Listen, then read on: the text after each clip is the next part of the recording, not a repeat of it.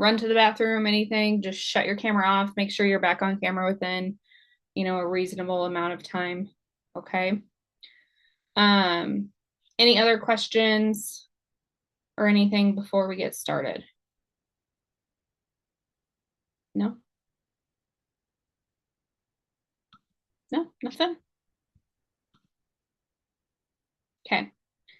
We will get started then. And quiz 4, there will be a quiz over this material next week, okay? And I'm sorry if you guys feel like it's a full blast water hose today because it's kind of a lot of material, okay? So if I'm going too fast and you guys have a question, just ask, okay? Alrighty, here comes my screen share.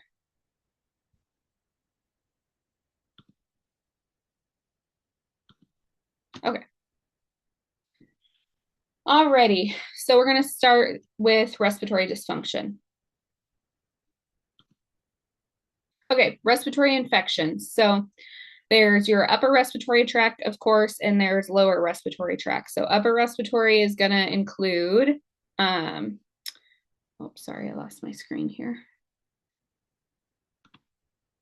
Okay, is going to include your nasopharynx, okay, your mouth, your larynx, and your upper trachea, okay? Your lower respiratory tract is going to be your lower portion of your trachea, your bronchioles, your bronchi, and your alveoli within your lungs, okay?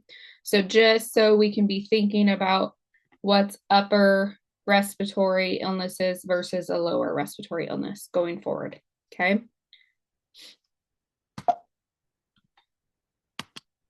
Okay, so some common infectious agents. The most common one probably that you all have heard of is RSV. Maybe you haven't, but it's respiratory syncytial virus. So it's a virus. It's one of the most common causes under the age of 2 of hospitalization and pneumonias.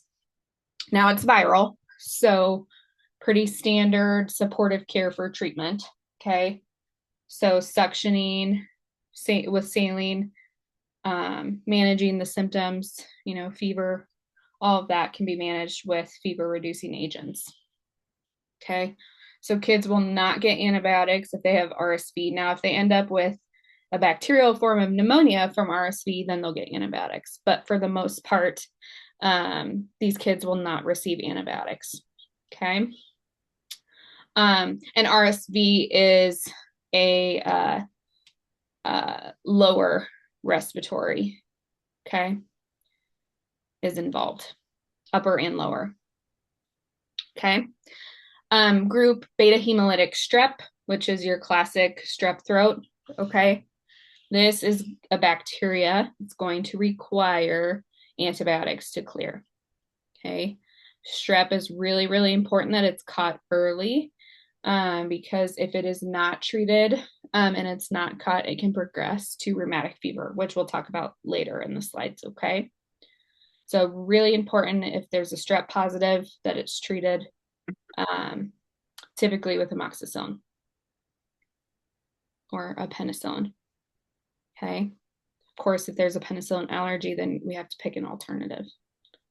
Okay, staphylococci. So staph can cause, it's bacterial, so it needs antibiotic treatment. Okay. Haemophilus influenza. Now, do you guys remember hearing about Hib or Haemophilus influenza when we talked about vaccines with infants? So we vaccinate now for Hib or Haemophilus influenza. So there are a lot less cases, but it is a respiratory illness.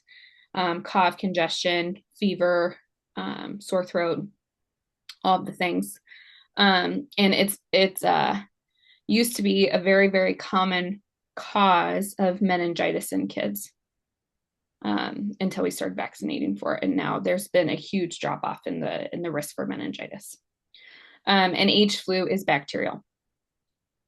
Okay. chlamydia, trichomonas, and mycoplasma. Those are like infectious processes that cause pneumonia, just different bacteria. So mycoplasma, pneumonia, and then your chlamydia pneumonia. And those would both require antibiotics. And of course, with them being pneumonia focused or caused, that's going to be lower respiratory because that's going to be the lungs more involved. Okay. And we'll go into these more specifically as we go on. Okay. So your age and how that factors into number of respiratory illnesses you get. So kids who are less than 3 months have mom's antibodies. So mom ideally should be either have been vaccinated for these things or have been exposed previously to these illnesses. So babies less than 3 months should have mom's antibodies, because that's how their immune system works in infancy.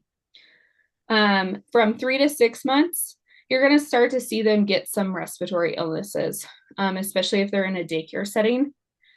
Now, if babies are breastfed, they're going to have, taking breast milk, they're going to have a little bit more lengthy immunity from mom, passive immunity from the breast milk than kiddos who are formula fed from 3 to 6 months. So if you have a formula fed kiddo from 3 to 6 months, they may get a few more infections than a breastfed kiddo.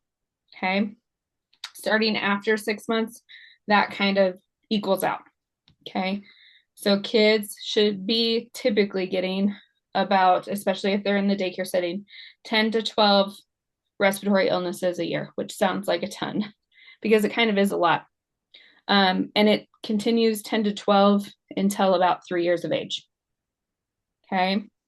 Then you see kind of a peak happen because what's happening? Those kids are going to preschool and they're all mixing together and they're still, wiping their snot and touching everything and all of that, and not great at washing their hands. So very much a high rate of viral illnesses in toddlerhood and preschool age kids. Older than 5-year-olds, they're more susceptible to the strep infections. So the group A, specifically beta hemolytic strep, is what you want to worry about. There are other forms of beta hemolytic strep. However, we do not treat those with antibiotics. Okay. The only other strep that is treated with an antibiotic currently is group B strep, which is, you guys probably remember learning about that in maternity. Okay. But group A strep is what we have to worry about treating with an antibiotic. And then mycoplasma pneumonia also starts to increase in older kids. Okay. Obviously, as they're exposed every season to the same viruses over and over again, their immunity starts to build up. So as they get older, they're building up that immunity to those viruses. So a kiddo who got RSV at age 1 and 2 and 3, when they're 6 or 7 or 8, then they're not as affected by the RSV, typically. Okay, otitis media. This is ear infection of the inner ear, okay? So this is when there's an inflammation and infection behind that TM and in the middle eardrum, okay? More prominent in kids because especially younger infants, like I would say toddlers, less than 2, are more prone to having ear infections because of their short, narrow eustachian tubes. Okay. So their eustachian tubes are more narrow and short. So they're more prone to getting accumulation of fluid here from their sinuses. So like snot accumulates and then it doesn't drain appropriately. And then that's kind of what sets up the perfect storm for that ear infection, otitis media. Okay, otitis media is the middle ear infection. Otitis externa, you guys probably have read about that as well. That's like swimmer's ear. That's the external ear that is infected. So otitis media requires antibiotics, oral antibiotics. If they have had multiple sets of ear infections or multiple episodes of ear infections, that typically results in them needing ear tubes placed. So does someone have a question? No? Okay. So when they have an ear tube placed, what happens is they put it right here in the TM. Okay. So that way, if this fluid starts accumulating, instead of accumulating and staying there and not draining, it drains out the external ear canal. Okay. So that's the purpose of a tube. So that way it doesn't get, they don't continue to get middle ear infections further. Okay. So if kids have an ear tube in place and it's draining and you know it's working right, then they'll just do ear drops for the ear infection, even if it's a middle ear infection. Okay. Now, if it's an external ear infection, everybody gets ear drops. Okay. Any questions on that? Make sure you're telling your patients to complete their antibiotics as prescribed. Okay. Even if their kiddo's seeming like they're feeling better and their ear's not bothering them anymore, make sure they finish it out. Okay, because that helps to prevent recurrence. Okay, we kind of talked about this already. So infants and children have more narrow eustachian tubes and shorter eustachian tubes, which allows them to be exposed and more rapidly become sick with illnesses because the pathway is just shorter and more narrow. Okay. So you can see that here, the difference between the more lengthy adult pathway and the thicker opening. Okay. So kids are just more predisposed to getting those ear infections for that reason. Okay. So respiratory illnesses can present in various ways in kids. Typically, they kind of all present very similarly. They may have fever, they may have headache or tummy pain. They may have meningeal symptoms. So, you know, they look down and they're having instant horrible headache or they can't, you know, put their chin down to their chest. Those are kind of the signs that you get worried about, which are concerning for meningitis. And specifically, you'd be really worried if you know that they have H flu or Haemophilus influenza, and they're having kind of some of those meningitis type symptoms. Okay. So that would be a kiddo that would need to be taken to the ER right away by parents. A lot of times kids won't eat as well because they're really snotty and they can't breathe. And little babies are obligate nose breathers, so they have to have their nose suctioned out by parents to be able to breathe. Okay. So suction is going to be the thing that you're talking about the most with these kids, especially younger kids. If they're old enough, they can blow their nose. I still usually encourage parents to have them use some saline nasal spray first and then have them blow their nose, just because that saline helps everything drain. Okay. Some other things that you might see: vomiting, diarrhea, belly pain. That's pretty common with strep throat. It's a really common complaint is little kids won't always say, my throat hurts. It'll be more like my tummy hurts, feel like I could throw up, I'm having diarrhea. And you look at their throat and their throat has petechiae, so little teeny tiny pinpoint red bruises essentially on their palate. That's really classic of strep throat. So if a kiddo comes in and they're complaining of belly pain and just kind of not feeling well and not wanting to eat, maybe their throat hurts a little bit, but not terrible, I would be strepping that kiddo, especially if they don't have cough or nasal congestion, because usually with strep throat, you don't have cough and nasal congestion. Okay. They might have abnormal respiratory lung sounds. They might sound really coarse or have bronchi. Okay.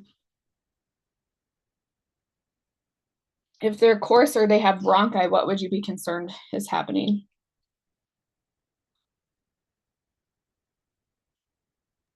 Any kind of airway disturbances or blockages for perfusion.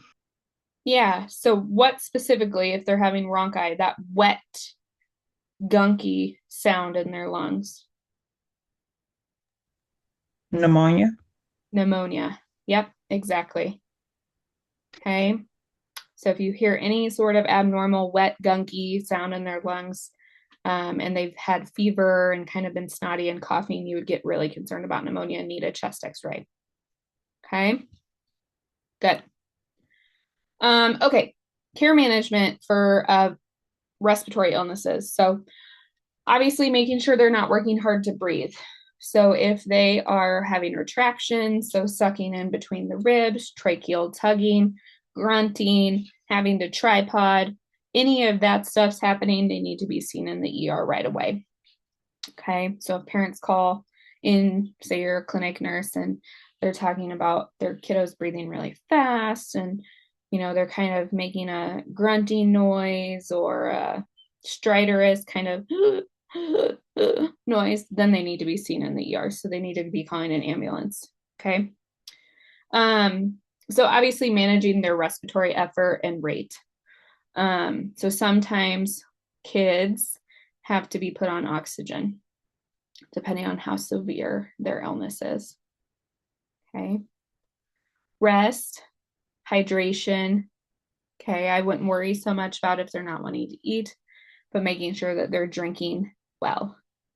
Okay. Making sure they're washing their hands to not continue to spread the infection around. Fever reducers, so Tylenol or ibuprofen. Do we remember what age we can start using ibuprofen? Was it after 6 months? After 6 6 months. months. Yep, 6 months and older, they can have ibuprofen. Okay. The other thing too is it's not recommended to do any over-the-counter cough medications for kids, just because of the risk of either Tylenol or ibuprofen overdose, because a lot of them all have Tylenol and ibuprofen mixed in, and then also getting too much cough or cold medication. Because as you know, there's every 4 hours, there's every 6 hours, there's every 8 hours, there's every 12-hour dosing. So parents a lot of times will get confused and use a 12-hour, multiple times, like 3 or 4 times a day. And then kiddos are getting too much of that cough medication. So it's recommended by the AAP for them to not do any over-the-counter medications for cough. Okay. They can do Vicks, humidification by their bedside, nasal suctioning. Like I said, that's going to be pretty much your go-to, like with the nose Frida, the bulb suction. I mean, if that's all that parents have, then I would encourage them to use that, but those just don't work as well as the electronic nose suckers and the nose Fridas. So make sure parents are doing saline before suctioning. And if the kiddo can tolerate it, if they can kind of let the saline, put it in and let it hang out for, a minute or so before they suction, they'll get a lot more out that way. Okay. And then of course, parents are going to be exhausted because their kiddo's going to be up coughing all night and snotty and not eating as well and not drinking as well. So you guys as nurses will be providing them support and reassurance throughout the illness. Most viral respiratory illnesses last about 7 to 10 days. Cough, however, can continue up to 4 weeks for some of these things and be a typical course of illness. Okay. So I usually tell parents, as far as the cough lasting for 4 weeks, if they've had cough the whole time, they've seemed to get better, it's not as frequent, then you don't have to worry about the cough. But if they've not had a fever and then all of a sudden their cough continues to be really persistent and they spike a fever, then they should be seen to make sure that they don't have pneumonia starting. Okay. All right. We are going to talk about mononucleosis. So this is from Epstein-Barr virus. Okay. It happens in kids, younger kids. So I mean 5 or 6 year olds on up. A lot of times you see it more commonly in teenage age kids. You've heard it called like the kissing disease. Other countries call it, like in Mexico, they call it the kissing disease. But mono is viral. Okay. So kids are going to feel really crummy for a few weeks usually with it. Extreme fatigue. So like they get worn out doing almost anything. Fever, usually initially, sore throat, headache, body aches, significant swelling in their lymph nodes in their neck. They may also have some liver or spleen enlargement. Okay. Sometimes they also get a rash. It's diagnosed by a blood test, a monospot test. There also are antibody testings for Epstein-Barr virus that can tell you if they've had it in the past or if they currently have an infection. But the quickest way to test is the monospot testing. Like I said, it's viral, so supportive cares. You also want to, what you worry about with mono is this because the spleen and the liver are enlarged, them being in contact sports and having a splenic lac. Did somebody have something to say? No, the sports thing was my daughter had it. She had like over like a 600. She had that and then scarlet fever mixed along with that. And she plays softball, so yeah, they were like concerned with her spleen and liver. Yep. So usually, so it's saying for the first 3 weeks, we restrict all activity, all forms of exercise, essentially. A lot of times people will come in and they've had it for a couple of weeks before they realize, so they've been still active in that time period a little bit, maybe not as much as usual, but some kids are still pretty active during that time period. So from there on, depending on how long they've had it, usually you want them to not do any contact sports for up to 4 to 6 weeks after they've been, like after symptoms started. Okay. Sometimes they have to see cardiology if there's any involvement there, but usually it resolves fine, and they can return back to contact sports after a few weeks. Of course, if their spleen or their liver stay enlarged, then they need a CGI as well. Okay, bronchitis. So bronchitis is inflammation of the bronchi and the trachea. Okay, so trachea, bronchitis, same thing. Okay, so we use those interchangeably. So this is typically seen after or along with upper respiratory illnesses. So now think though, our trachea, the lower portion of our trachea and our bronchi are lower respiratory illnesses. So if someone has bronchitis, that's a lower respiratory illness. Okay. But a lot of times when their bronchitis, what started their bronchitis was an upper respiratory illness. Does that make sense? Yeah. Okay. Usually caused by a virus. They almost never need antibiotics for bronchitis. I know that people give antibiotics for bronchitis, but that is not best practice. Okay. Now, may I ask why? Because it's viral cause. It's not a bacterial cause. Okay, perfect. Yeah. And it's almost always viral. If it's something deeper in the lungs, that's bacterial, that would be like pneumonia, that would require an antibiotic. But bronchitis almost never needs antibiotic treatment. But like I said, a lot of times you'll still see them get antibiotics for bronchitis, especially in adults. I have Usually, a question. I'm sorry. So as a nurse, Would you be able to question that order if a doctor gives it to one of the kiddos or no? Like, Um, would it be like, are you really you, asking me this or?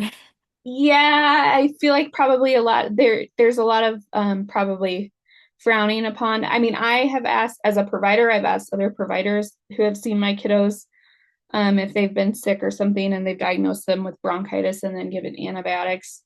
Unless they had another reason, like an ear infection for the antibiotic, I usually just call my patient and say, hey, they diagnosed you with bronchitis. You don't need an antibiotic, so we'll just hold off on that.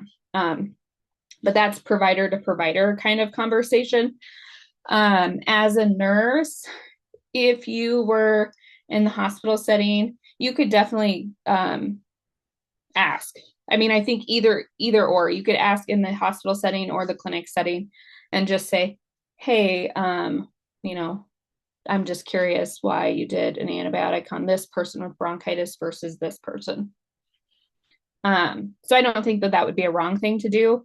But also depending on the personality of the provider, that might be kind of met with some resistance a little bit. Okay.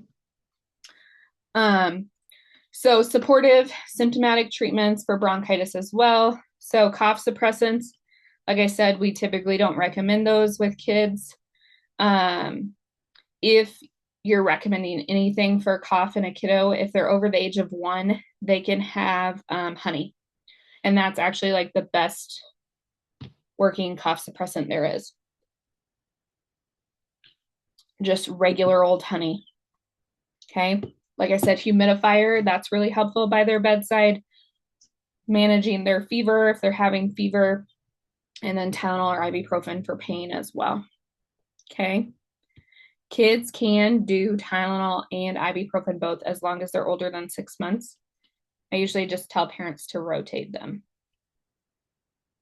Okay. Questions on bronchitis? No. Okay. All right, croup. So croup, do you guys remember, have you watched Toy Story before? Yes. Maybe. It's been a while, but maybe watched it at some point. The penguin, I think they call him Wheezy. How he makes that sound every once in a while. That's what stridor sounds like. Okay. So stridor is going to be what you're hearing in croup. Tight, barky like a seal cough. Okay. So there's varying degrees of respiratory distress that goes along with croup. Croup is that tight, barky like a seal, hoarse, like symptoms. Okay. But the croup symptoms themselves are caused by another illness. So croup isn't an illness by itself. It's the symptoms that come about from other viral illnesses or bacterial illnesses. Did I totally confuse you guys by saying that? No? So croup will be more a sign. No. Yes. Yes. Like a symptom. Yep. Okay. Yep. Or a syndrome. So like something that kind of goes along with a viral illness or H flu. So Haemophilus influenza type B, which is that bacteria that a lot of times can cause. It can be due to a variety of yes. So it's due to another cause, but then you kind of can see croup happen. Oh, okay. Yeah. Good. So croup affects the larynx, the trachea, and the bronchi typically, all 3. Okay. If you did a chest X-ray on these kiddos, you would see a narrowing of the upper airways. Okay. It's called Steeple's sign. Okay. So croup kind of has, depending on where the inflammation is caused from the illness, epiglottitis. So that's inflammation of your epiglottis, which is an emergent situation. Okay. Laryngitis. So your larynx is inflamed and narrowed. Or It can be your larynx and your trachea and your bronchi. Okay. So obviously, if all three are involved, laryngotracheal bronchitis, then your cροup's going to be more severe. Okay. Most commonly caused by H flu. So the Haemophilus influenza type B, especially the epiglottitis. Okay. Okay. So acute laryngotracheal bronchitis, croup, same thing. Okay. So usually kids less than 5. Now, croup can be caused by RSV, so viral, right? Parainfluenza virus, another virus, Mycoplasma pneumoniae, which is bacterial, flu A and B, viral, okay, pneumococcus or staphylococcus. So those would be bacterial as well. Okay. So depending on what organism is responsible, will kind of direct your treatment. Okay. Like I said, croup is usually what happens is this kiddo's had an upper respiratory illness first, and then they get the symptoms of croup. So that stridor, suprasternal. So you'll see them kind of have retractions or tracheal tugging here. Like I said, that seal, tight, barky cough. And then increasing respiratory distress and hypoxia as that progresses. And of course, if they continue to progress through respiratory acidosis, they're eventually going to get to the point of respiratory failure. Okay. Okay, so epiglottitis. This is really severe form of croup. Okay. So epiglottitis is straight to the ER. They are going to get an airway established. If they can't get the kiddo intubated because of the swelling of the epiglottis, then they may need to do a trach. Okay. And these kids are also going to very quickly get IV steroids, excuse me. Okay. You can tell, or like parents can kind of clue in to a kiddo having epiglottitis if they become all of a sudden very agitated, they're drooling often, and they're no longer able to cough. Okay, so they're not having that spontaneous cough. A lot of times too, you'll see the kiddo's voice be more muffled because they've had a sore throat. They'll be in the tripoding position. Do you know what I mean by tripoding position? So like their hands are on their knees and they're leaning forward, just trying to get a good breath in. Okay. Sometimes you'll see, like I said, suprasternal or substernal retraction. So that means under, like between the under the sternum. So like belly breathing. Okay. And like I said, your treatment is the kid has to go straight to the ER and they need an airway established. So whether they can be intubated or they have to have a tracheostomy placed. Okay. Your job as a nurse in managing a kiddo with epiglottitis is obviously maintaining their airway. Okay. Ensuring that they're staying hydrated. Okay. If a kiddo has epiglottitis, they're not going to be drinking orally, so they're going to be getting IV hydration. Okay, because it's an emergency. Also with croup, you will see some providers do a one-time dose of dexamethasone or Decadron. Okay. So that's a corticosteroid. But you'll also see kids get nebulized epi, racemic epi. That's typically something that's done in the ER because kids have to be monitored for a couple of hours on a cardiac monitor when they're receiving racemic inhaled epinephrine. Okay. Also with croup, you'll have parents come in. It's cold in Iowa where I live, so parents will bring their kiddo in. They'll go from their car, their warm car, outside in the cold air, and then up to my clinic. And they'll tell me when we were outside in the cold air, the stridor noise that the kiddo was making was improved. And they weren't having that tight, barky seal cough. So, cool mist, humidifiers, having the kiddo, like having parents open the freezer door and having their kid inhale that cold, that actually helps with some of the stridor that's going on. It's not a fix-all, but it can help some. So parents will bring that up to you a lot of times, that they've noticed that, you know, when it was cold outside and they took their kiddo outside, that they no longer had the stridor. Okay. Any questions on croup or epiglottitis? No. Okay, now we're going to talk about RSV or respiratory syncytial virus and bronchiolitis. Okay. Respiratory syncytial virus and bronchiolitis are kind of used interchangeably. Okay. Because there are multiple viruses that can cause inflammation in the bronchioles, so those really small airways in the lungs. Okay.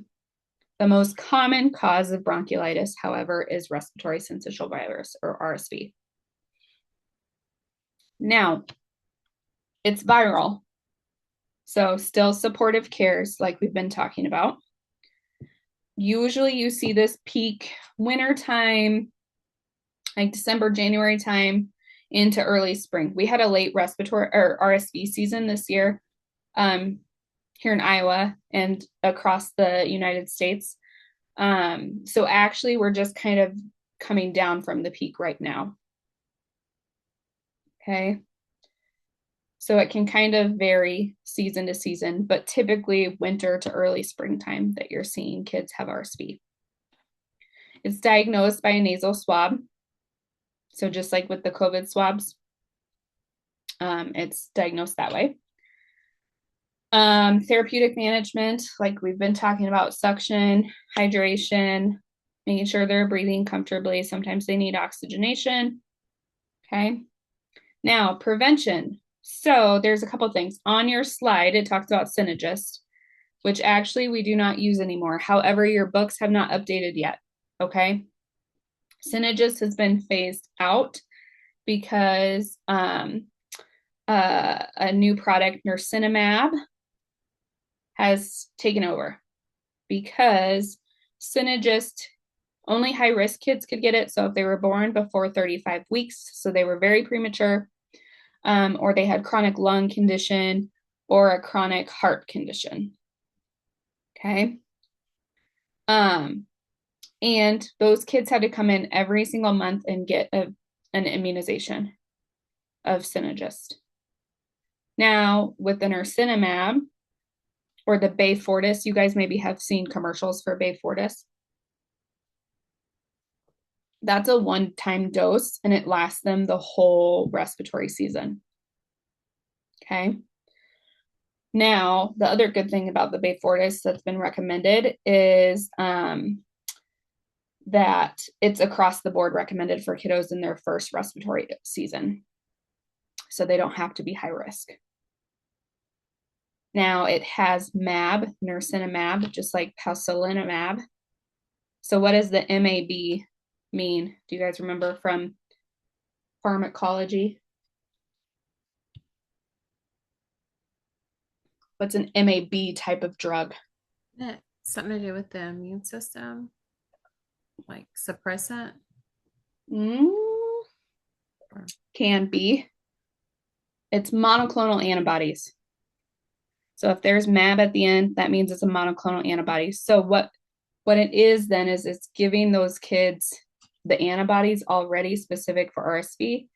So their body doesn't have to make the antibodies before it's fighting off the RSV. They already have those antibodies, so it can instantly start fighting the RSV. Okay, so that's the point of doing the nirsinimab. Okay. Respiratory care for RSV, like I said, it's viral, so supportive cares. If you have a kiddo with RSV in the hospital, they're almost always going to be on oxygen. Some providers still do nebulized treatments. There's not a lot of data that shows that those are beneficial any longer, so we've kind of moved away from doing that across the board. Unless kids have like an asthma history, then they'll probably be on like an albuterol or something while they're in the hospital. But for the most part, you're going to be monitoring their respiratory effort, their work of breathing, all of that, and doing suctioning. Okay. Any questions on RSV or bronchiolitis? So like I said, those two kind of go hand in hand. Bronchiolitis can be caused by other viral illnesses, but most commonly RSV. Okay. Tonsillectomy. So let me make sure. Hang on one second. I'm going to pause my screen sharing for a second. I want to make sure that I feel like a really good slide got taken out of here. Talking about strep.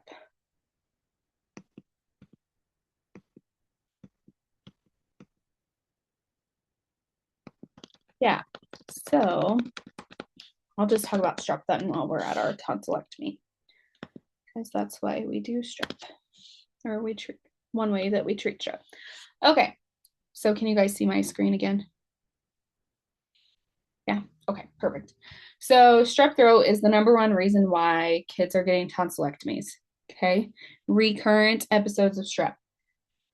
So this means that they're having more than 5 episodes of strep a year, okay? Then they meet the indication for getting a tonsillectomy. Okay, so having those tonsils removed. Strep throat, like I said, group A, beta hemolytic strep is what you worry about. They're going to have typically sore throat, fever, enlarged tonsils, okay, redness in the back of their throat, upset tummies, vomiting, diarrhea. Okay, those are kind of the common things that you see with kids with strep throat. It's tested by an oral swab at the back of the throat, and then it's a pretty quick test, like usually within a few minutes you have the result. It has to be treated with an antibiotic, typically penicillin or amoxicillin. But if there's a penicillin or amoxicillin allergy, then you can do something like clindamycin. Okay.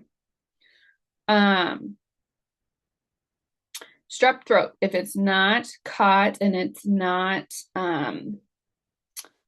treated, then it can progress to scarlet fever / rheumatic fever. So scarlet fever happens when they have a full body rash because of their strep. And it's going to be a really fine, red, raised, sandpaper-like rash. Okay. So if kids come in with a full body rash, and it's like sandpaper rash, I would test them for strep throat. If they hadn't been treated for strep throat, they need treated right away at that point. Now, rheumatic fever comes along when the strep hasn't been treated, and they have joint involvement, so joint swelling, redness, pain. They also can have cardiac involvement, so they can have valve involvement. Okay. We'll talk about rheumatic fever more in depth with the cardiac part of our lecture. Okay. But strep is very important to treat. So if kids are getting recurrent episodes of strep, or they have sleep apnea that's obstructive because their tonsils are so big, then that's another reason why kids will have tonsillectomies. So tonsillectomies, you worry about the risk for bleeding afterwards.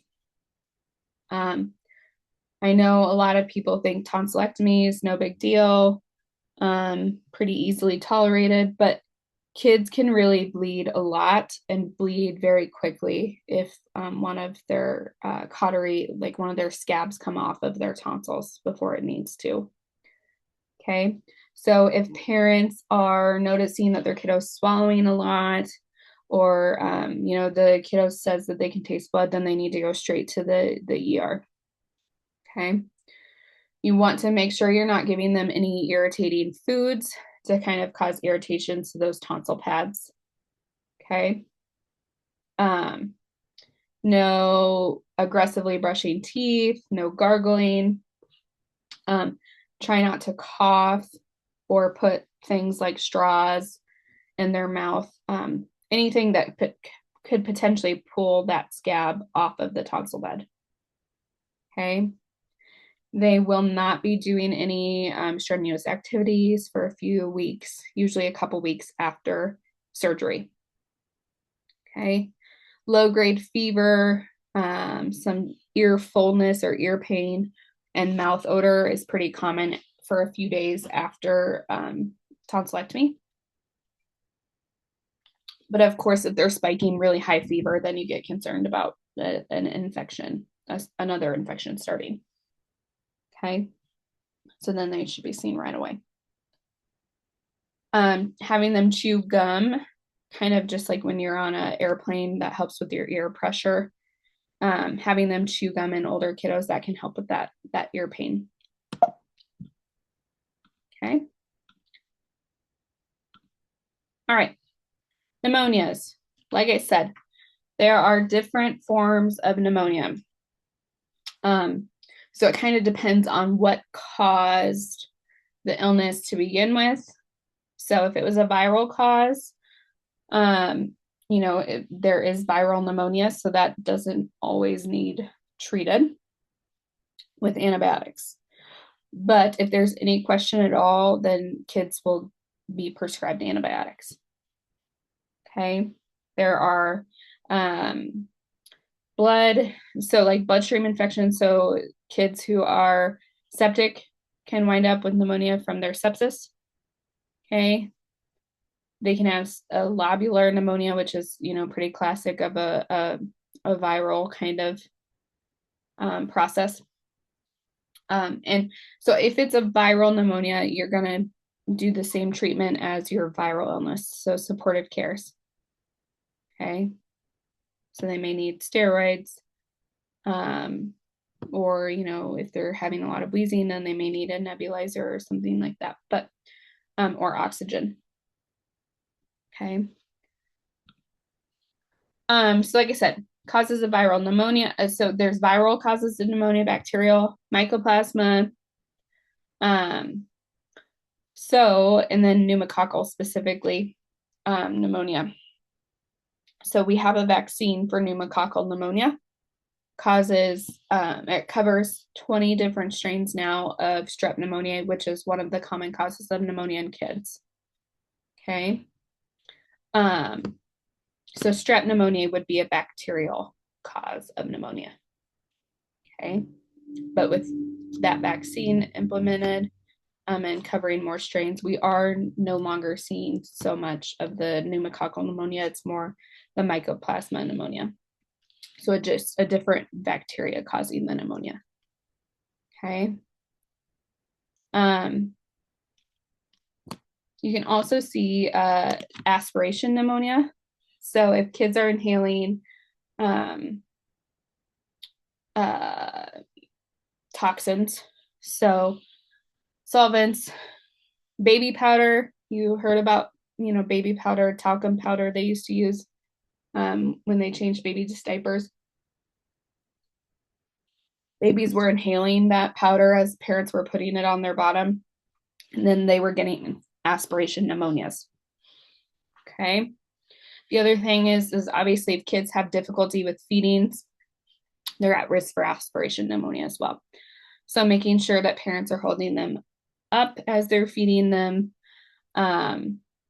and keeping them upright afterwards and pacing them, so they're not chugging their bottles down, then that's really important too. Okay. And then, of course, try to avoid any of the inhalation risks. Foreign body aspiration. So this is, it looks like a quarter to me. So this kiddo swallowed a quarter. And if it's a metallic object like that, this is exactly what you would see on x-ray. Okay. Most of the time, if it's a quarter or something pretty, soft edge, it will progress through their GI tract, no problems. They'll pass it in their stool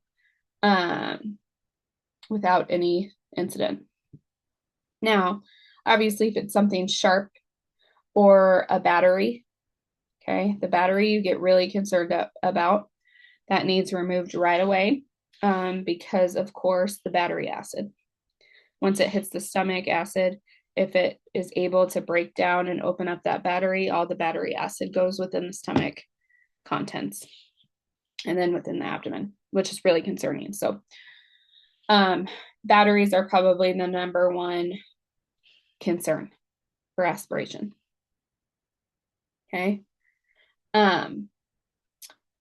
Beads, paper clips, other small objects that they can put up their nose or put in their mouth and swallow, that any of that can potentially get inhaled. Popcorn, hot dogs, peanuts, all of those kind of choking risks go along with it. Diagnostically, it kind of depends on if it's a metallic object or not. If it's not a metallic object, then a lot of times someone has to go in with this, like an ENT provider has to go in with a scope and look and see if they can find that object. Okay. After they've had their scope, they may need antibiotics depending on what the concern was based on the finding. And then still just kind of managing their symptoms after the fact. Teaching parents to keep things up so that way kiddos aren't getting into those items again. Okay. Pertussis or whooping cough. Okay.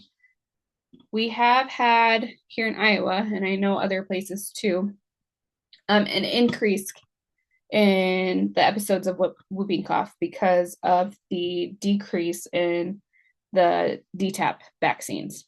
Okay. Kids getting their DTaP vaccines. So there have been a few outbreaks across the United States, which, like I said, usually they're unimmunized or they've not had their full, all of the doses of their vaccines. Okay. Usually seen most commonly in spring to summertime. It's very contagious. You hear that kind of whoop, deep cough. Kids are usually coughing so hard that they're vomiting as well. Okay.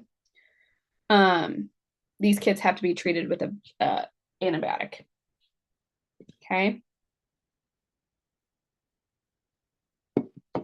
Biggest risk to infants younger than 6 months.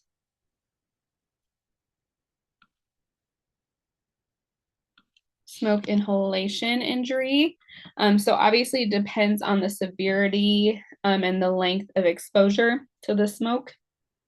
There can be a local injury and then also systemic injury.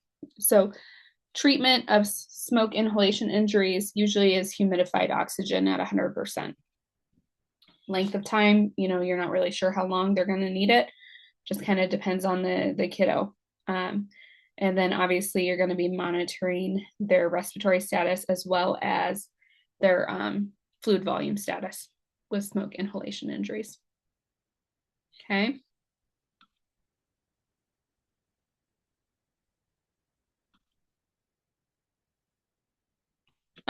So exposure to smoke, passive or secondhand smoke. This is, someone else is smoking, the parent is smoking near the child, and the child is there getting smoke exposure. This is still a fairly common problem for kids, even with a lot of increase in the use of vapes versus cigarette smoke. This is still a concern. Okay. So with smoke exposure, there can definitely be effects if parents are smoking while they're pregnant. Okay. You're going to see that the baby's not going to weigh as much,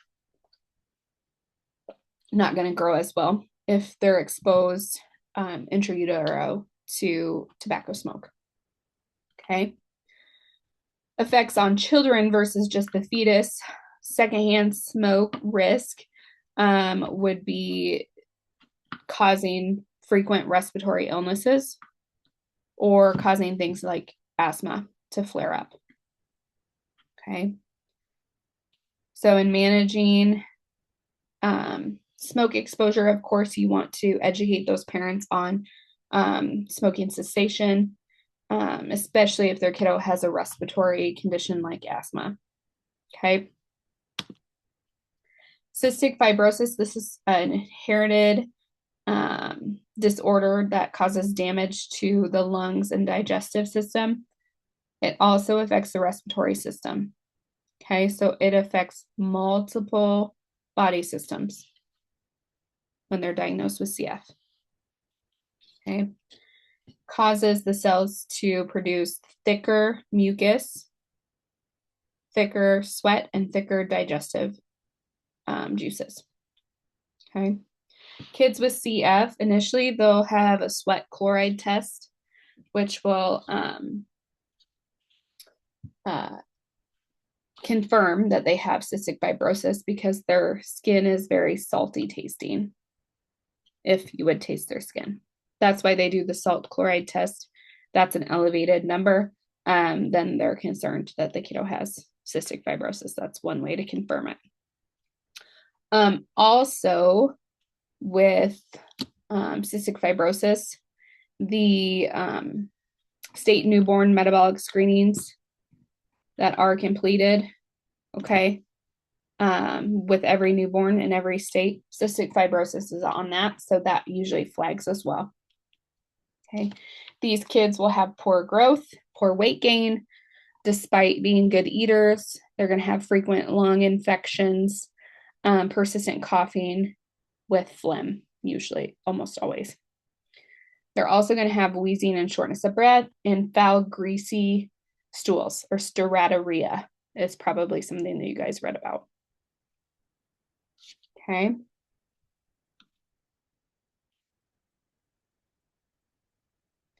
Hang on one second, guys, okay?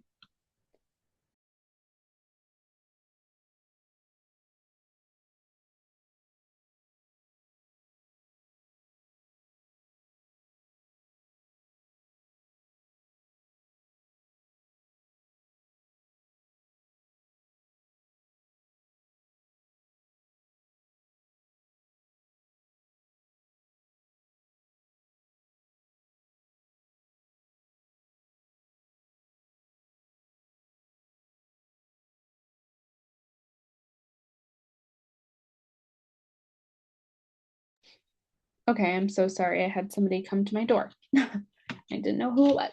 So, okay. So cystic fibrosis, like I said, the sweat chloride test confirms the high level of chloride in the sweat, which is diagnostic of cystic fibrosis, as well as they're going to have a positive newborn screening. Okay. Usually these kids are going to be treated with preventative antibiotics, okay, to hopefully prevent them from continuing to get those respiratory illnesses, okay. Medications to thin out the mucus in the lungs and making it easier to cough up. Okay, they're going to be on pancreatic enzymes because they have pancreatic insufficiencies. Okay, and they're given those to make sure they're absorbing their nutrients that they need adequately. Okay. The pancreatic enzymes, you cannot crush them or chew them. They can be opened up and sprinkled into food though. And And then there are also powder forms, but you have to make sure that the kiddo rinses their mouth after because they can get an infection in their mouth potentially. Okay. And then the dosage of the pancreatic enzymes is adjusted based on their weight and height and how they're growing. Okay. There are also aggressive forms of chest physiotherapy. So that may be in the form of a vest that's connected to a machine that kind of uses percussion to break up any potential inflammation and accumulation of mucus in the lungs. In little babies, they don't necessarily use those vests, but they have like a little, almost looks like a little suction cup that the parents will pat the back of the kiddo to break up that mucus as well.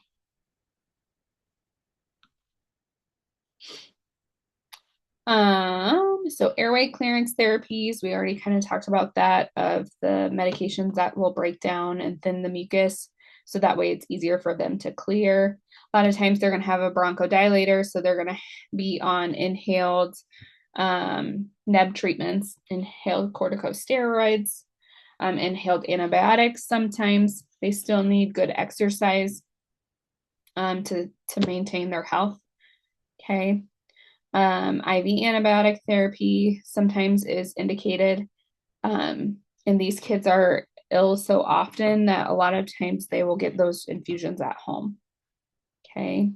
And anytime these kids have a fever, they need to be seen right away by their provider. Okay.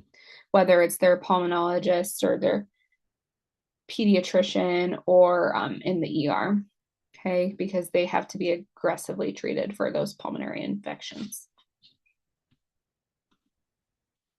The GI problems. So like I said, this is a multi-system affected condition. Okay, so they have respiratory issues, they have GI issues, they have endocrine issues. Okay. So because of their GI problems, because they have pancreatic insufficiencies, they have to be on pancreatic enzymes. Okay. They need to be on a high protein, high calorie diet, almost 150% increase of their daily recommended allowance. Okay.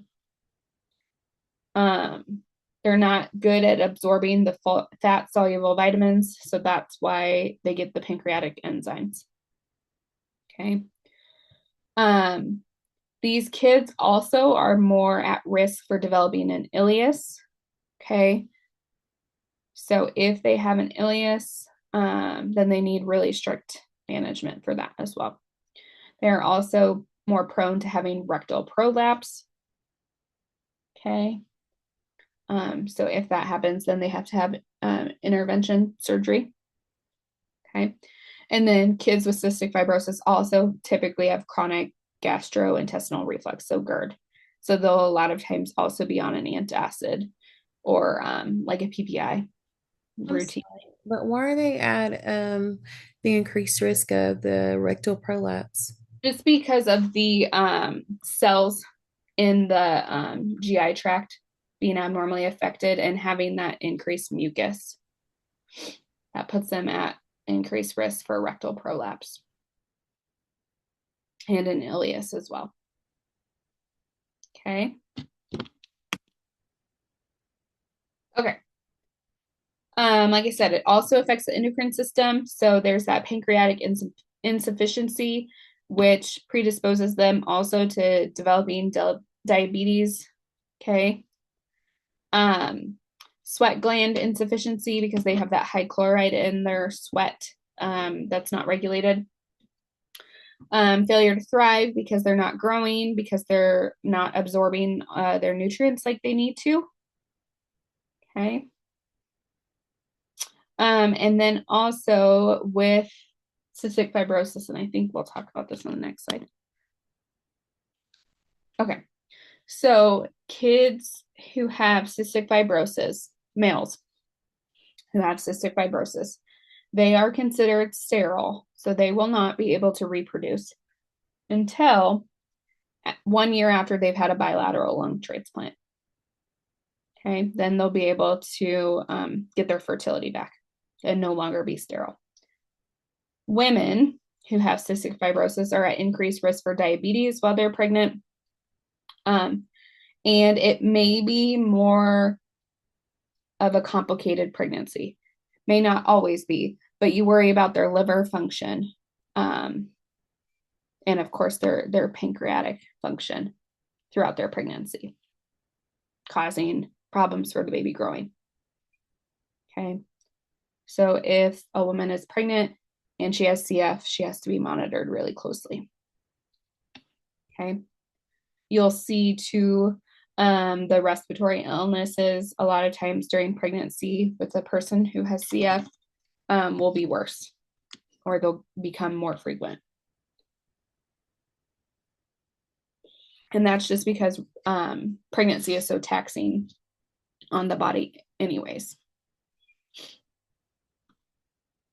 Okay, sleep apnea. We talked about this a little bit when we talked about having a tonsillectomy. But sleep apnea is an upper airway. Okay, so upper airway. Okay. Partial or complete obstruction that causes sleep disruption. So this is people pausing and breathing, disturbed, disrupted sleep, like not getting good routine sleep. You'll see kids have daytime behaviors or daytime sleepiness. Kids will have enuresis, so bedwetting from having sleep apnea at times, snoring, and then pauses in their breathing. That's probably the most common thing that we see is the snoring and breathing pauses. Management-wise, it's diagnosed based on the kiddo having a sleep study. A lot of times they either need CPAP or BiPAP or having their tonsils and adenoids removed. Adenoids also factor in because they're in the nasal passage. If those are enlarged, that's a fairly common reason to have them removed is from sleep apnea as well. Okay, detecting this early can help the kids be more successful in school settings and it, related to their behavior and things. And then educating and counseling the parents on utilization of their CPAP or BiPAP machines routinely. Okay. Acute respiratory distress syndrome. So this is an acute lung injury. It's respiratory distress and hypoxia within 72 hours of a serious injury or surgery. So you can see this from trauma, a drug overdose, a drowning, or sepsis. Okay. So acute respiratory distress syndrome, obviously if it's from a trauma, there's so much inflammation that occurs in a trauma, then it's hard for our body to continue to breathe like we need to. It kind of shuts down to maintain other body systems. Okay. So treatment is obviously supportive cares, maintaining their airway, so intubating them, having them placed on a ventilator. This kiddo is on ECMO. It looks like just from all the tubes and wires. We'll talk more about ECMO in the cardiac portion. Mortality is very high with these kids with acute respiratory distress syndrome, especially if it's not aggressively treated right away. These kids will be in intensive care for typically lengthy periods of time. Okay. Treatment depends on the cause of the respiratory distress. So if it's something like sepsis, of course, treating their sepsis, maintaining their airway, all of that goes along with nursing cares. Okay, CPR. Okay, CPR may be something that you have to do either on adults or kids. Very similar. You need to be aware of your American Heart guidelines. Okay, you guys have all taken CPR classes, so you should all be aware of what your ratios and all of that are. Okay. Parents are encouraged to stay in the room during codes or times when CPR is in progress if they feel comfortable. If they do not feel comfortable, have that parent step out. And it's ideal if one of the other nurses or yourself or someone can go and stay with that family member. Okay. Reduces a lot of the stress. But the thought is having the family stay at the bedside. They see that you guys are doing everything that you can to help their kiddo. And then you don't see the concern as much that, you know, maybe you guys didn't do something that you should have. Okay. Continuous updates to the family. So even if they're at the bedside, you know, somebody communicating with the family kind of what's going on, and the code process is really helpful for them as well. Okay. And then if they are able to be resuscitated, talking with parents about kind of long-term outcomes after a resuscitation. Okay. Asthma. So this is chronic inflammatory disorder of the airways, usually can cause airway obstruction, typically in the lungs themselves. So the bronchioles get inflamed and you get that wheezing kind of noise. A lot of times kids with asthma feel that they can't get all their air out. So they have a lot of air trapping that's going on. And then you'll also see some kids have the form of asthma that's that bronchial hyper-responsiveness. So that's that cough, cough, cough asthma, like they can't get their cough under control. And they just kind of feel like there's this like tickle in their throat that keeps causing their cough. That is also a form of asthma. And in those kids that are more the hyper-responsiveness, you won't see classic like wheezing on your exam, like other kids with asthma. Still treated the same, okay? We'll talk about treatments here in a second. So there are numerous things that can cause asthma flare-ups. So allergies can cause asthma flare-ups, smoke exposure, viral illnesses, pneumonias, bacterial things can cause asthma exacerbations. But probably the most common trigger is in today's world are environmental allergens. Okay. So if kids can manage their allergies well, then usually their asthma kind of goes hand in hand with that. So if they have struggled to manage their allergies, then usually their asthma is a struggle to manage as well. Kids with asthma will usually be seeing a pulmonologist and an allergist. Okay. Some kids with asthma, if they have pretty stable asthma, they can be managed in the primary care setting by their pediatrician. If they're not just mild exercise-induced asthma that requires just a rescue inhaler, they're almost always going to have an everyday inhaler that they're going to do. That's typically corticosteroid inhaler. Okay. Obviously, the goal in asthma is to allow these kids to maintain their normal activity levels. So not having to miss track practice or not having to quit track or baseball or something like that because of their asthma complications. And if they are able to stay on track with managing their asthma, then the thought is that hopefully they won't have so many exacerbations of their asthma.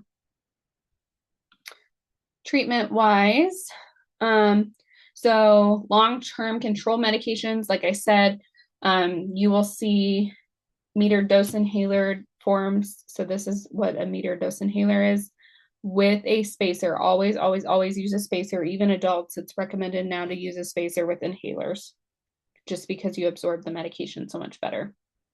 So a metered dose daily corticosteroid in kiddos who have asthma, any form of asthma than just like an exercise-induced asthma. They will be on typically a daily inhaler. Okay. Other long-term control medications can be something like Singulair or Montelukast. Okay, that helps with the allergies and also the asthma. Quick relief medications, those are like your albuterol type of rescue inhalers. Okay. Cromulence, sodium, that's something that was utilized nebulized wise, but not always seen very often any longer. Oral steroid bursts may be utilized in kids who have been on their routine corticosteroids, inhaled corticosteroids scheduled, and they're using their rescue inhaler and they're still having difficulty breathing. Then a lot of times you'll see oral steroids be given, or IV steroids if they end up having to be hospitalized. Okay. Status asthmaticus. This is a medical emergency respiratory failure from an asthma attack. Okay. If their respiratory distress is not managed with vigorous treatments and aggressive interventions, then death may result. Okay. Usually these kids have some sort of other infection going on, whether it's like a viral respiratory illness or a bacterial kind of respiratory illness. Your goal is obviously improving their ventilation and their oxygenation. And then by doing that, you're utilizing the pharmacological agents like IV steroids and neb treatment. A lot of times these kids will be on continuous nebs initially till you get them stabilized. Okay. Okay, COVID-19. We added a slide on this. It's been around now for 6 years. There's a lot of other coronaviruses. There are multiple other coronaviruses that are non-COVID-19. So sometimes you'll have, like if they do a big swab that has like the 23 different illnesses that we can test for on BioFire is what it's called, or film array. You'll see other forms of coronavirus come up that are non-COVID-19 type. Okay. Some kids can be asymptomatic. Some kids maybe just have a snotty nose or a little sore throat. And some kids can get multi-system inflammatory conditions. So it just kind of depends on the kiddo. Even healthy kiddos can get have multiple systems involved if they have COVID. So MISC is something that you can see in kids. Usually they have had multiple days of high fever. They have a generalized macular, so flat red rash all over. You can see like with Kawasaki disease, which we'll talk about that further in cardiac, injected, like those strawberry bright pink eyes. That's something you can see with COVID, with kids who are progressing to MISC, and then cardiac involvement and joint involvement as well. Okay. No cures, treat the symptoms because it's viral. Okay. We don't know who's going to have MISC and who is not. It would be really great if we could. And then vaccine wise, there are vaccines that are recommended for kids 6 months and up for preventing COVID. Okay.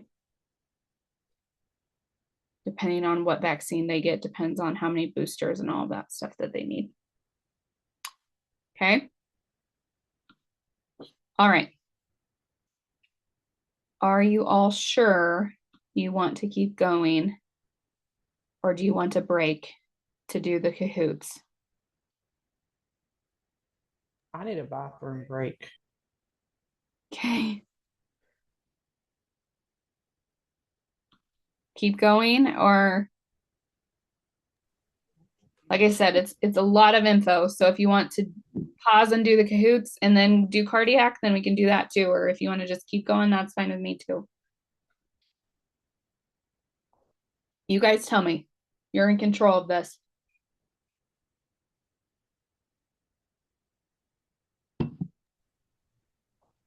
Keep going. Keep going. Okay.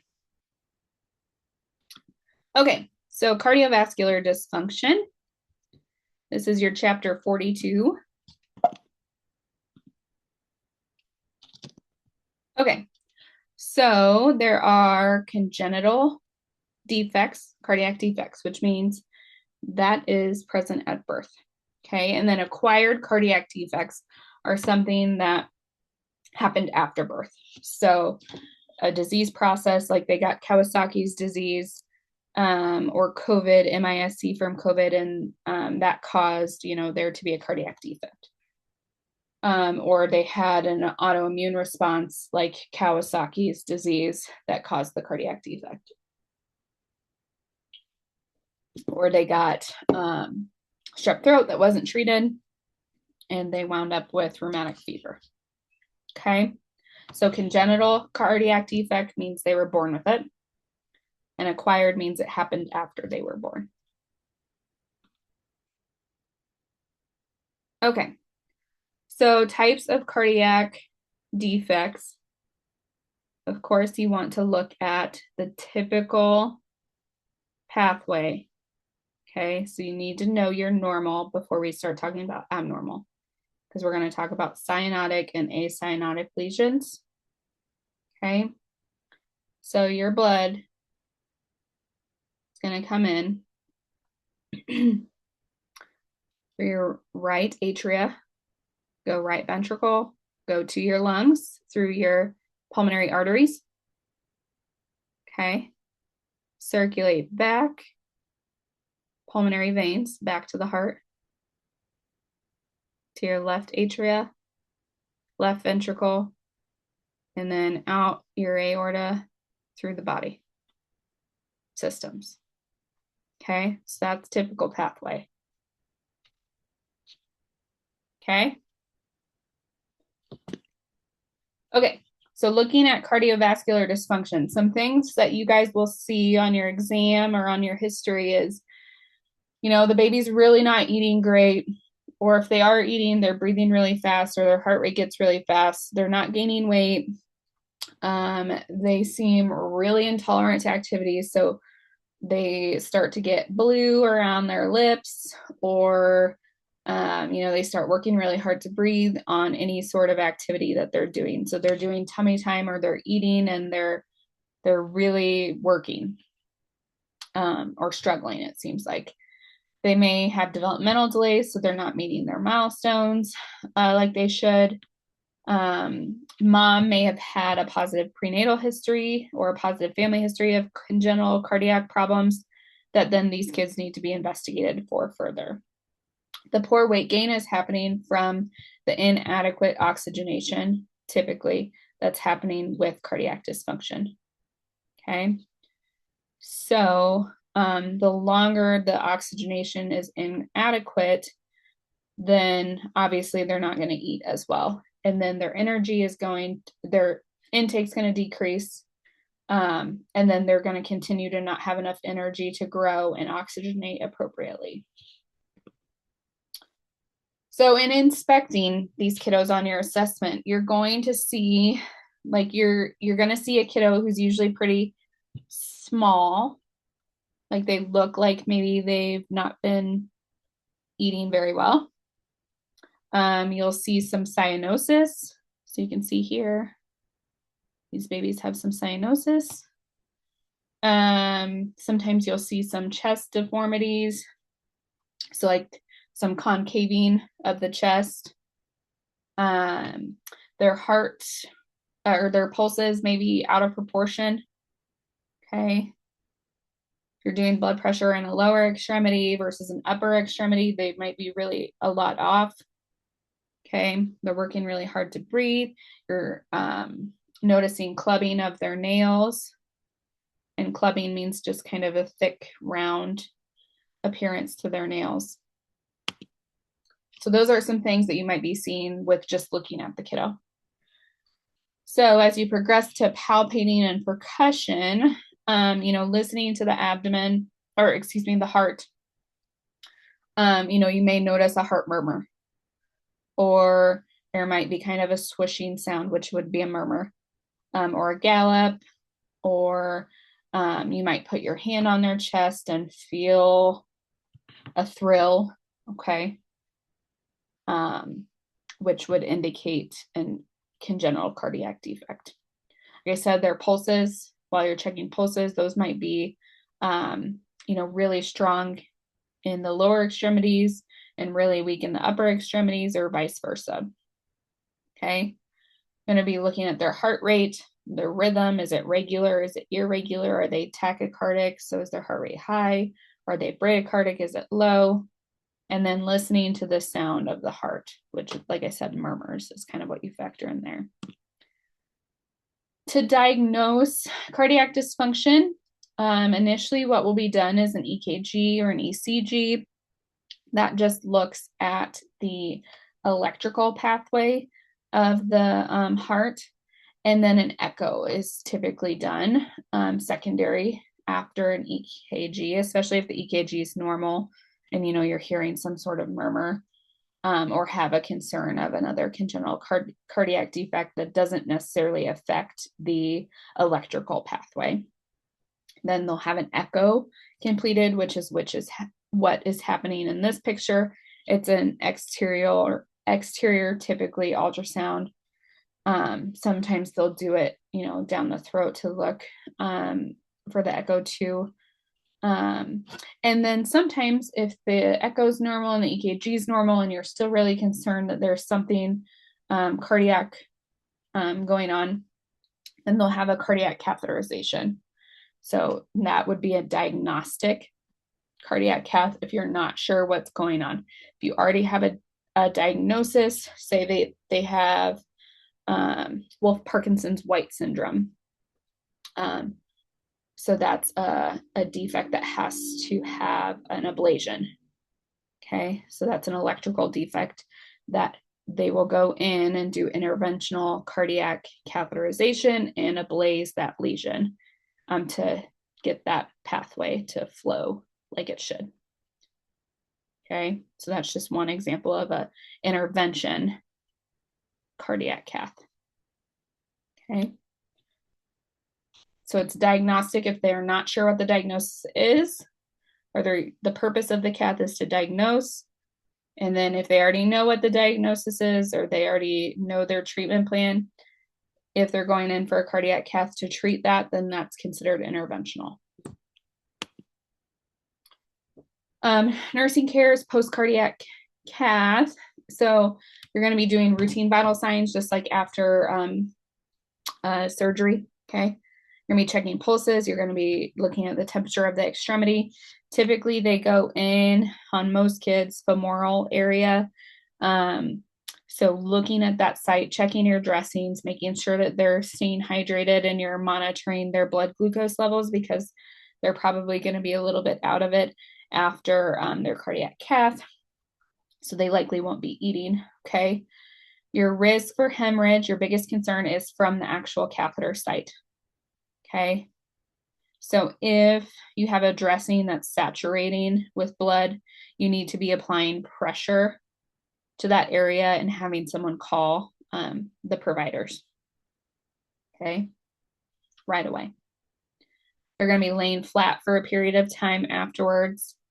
And sometimes they'll also have like a little weight, like a little pressure weight on the area.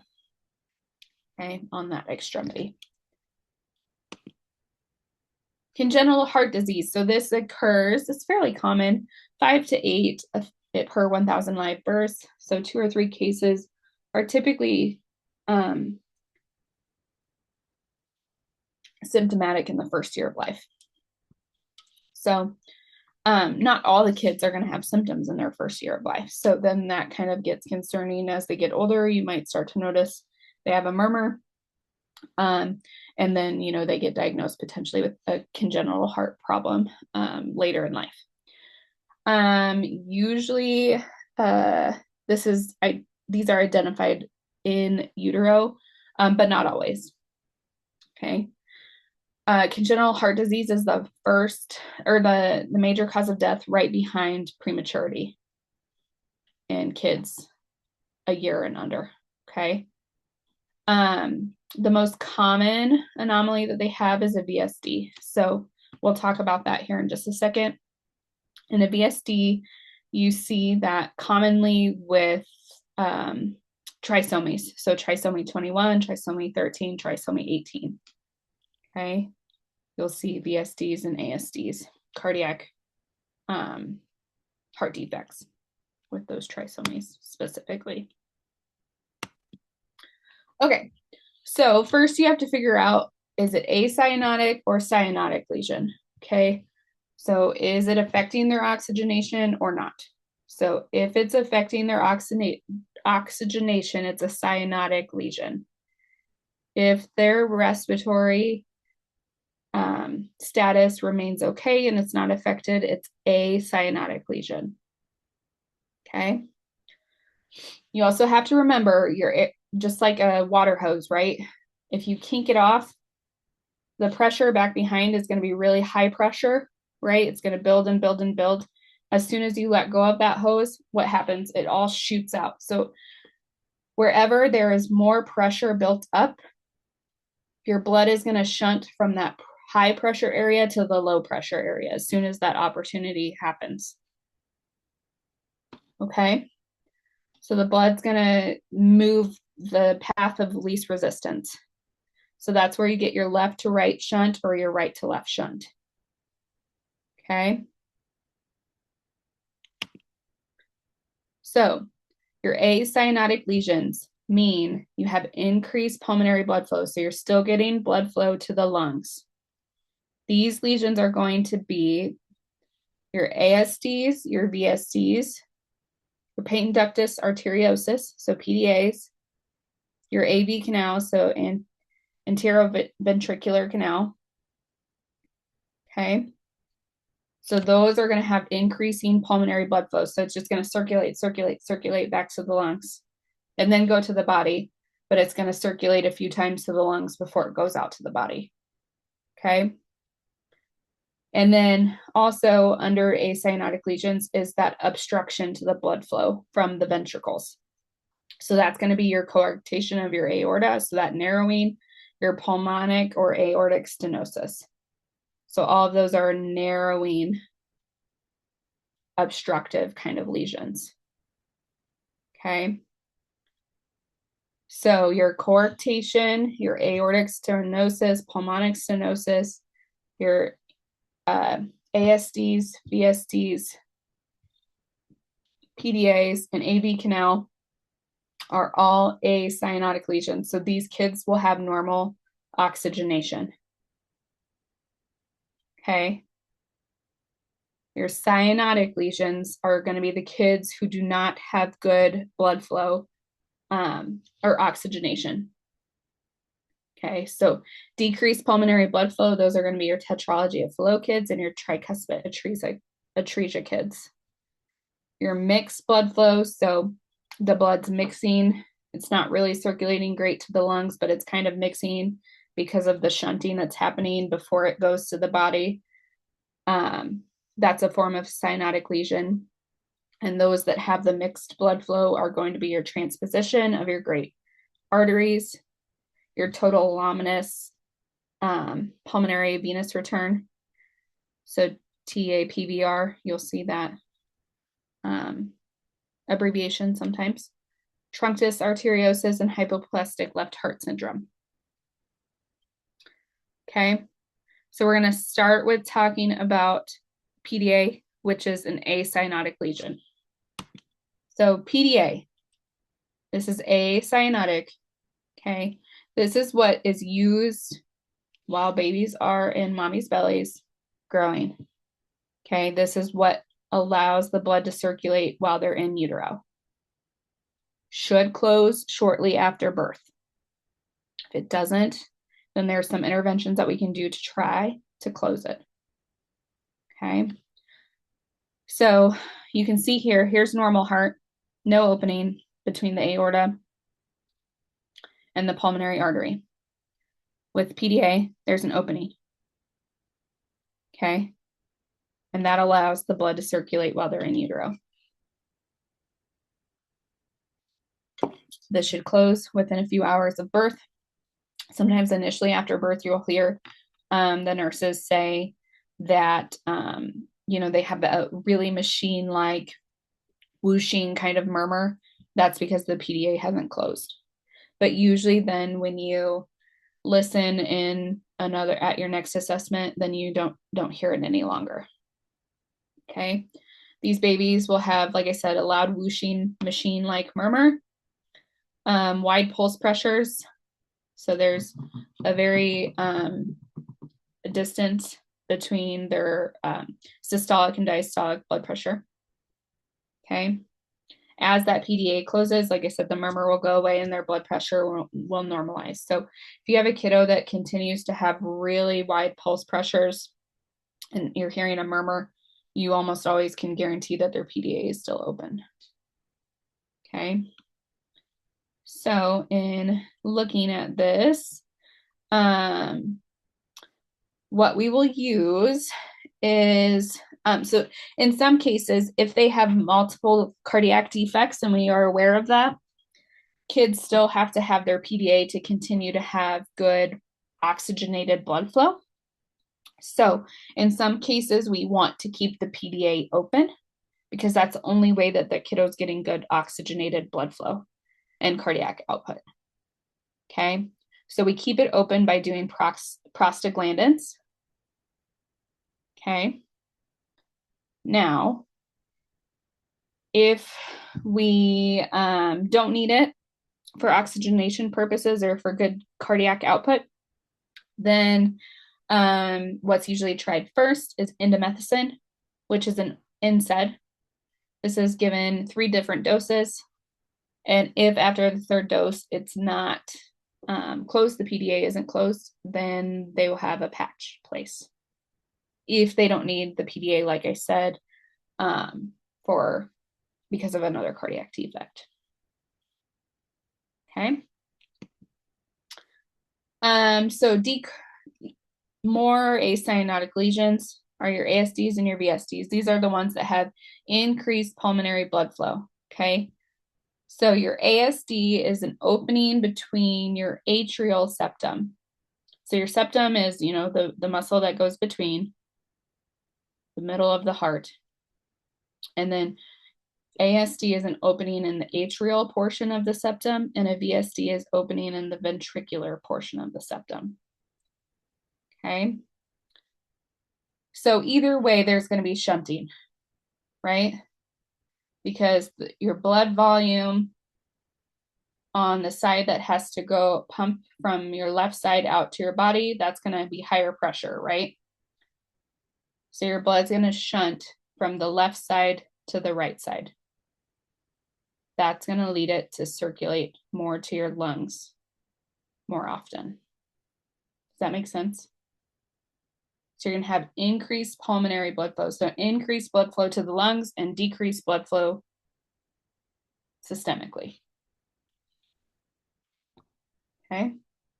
So this is your ASD shunting from the left atrial to the right atrial, circulating to the lungs, coming back, and then maybe some shunting again back to the lungs before it goes out to the body. Same ventricular, same concept. It's just whether it's the upper chambers versus the lower chambers that you're seeing the shunting.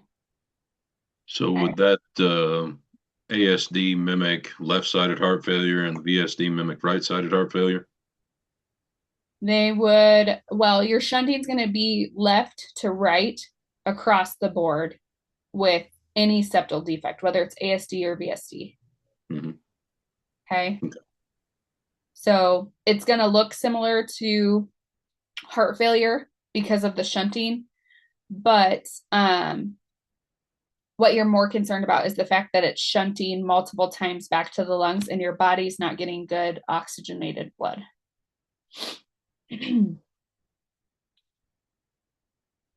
Okay.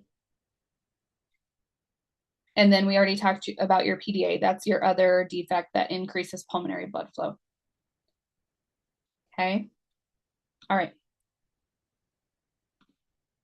So this is just showing that shunting because the pressure, the buildup is higher on the left side of the heart naturally because the left side of the heart has to pump to the whole body. Okay. If there's an opening, what's going to happen is that blood's going to go from the left side to the right side. That's where you get that increase to the lungs. Okay. Now, obstructive lesions. So these are also acyanotic. Okay. So these kids will not have cyanosis. So your obstructive lesions are going to be an anatomic narrowing of a blood vessel that's existing in the heart. So your coarctation of your aorta is going to be a narrowing within the aorta. Now, the location can be in various places, but just know that anywhere back behind, just like if you kink off a hose, that pressure is going to be really high. So you're going to get back up. Okay. Same with your aortic stenosis, is there's narrowing at your aortic valve. You know, same thing there. And same with pulmonic. So you're going to get just that obstructive backflow.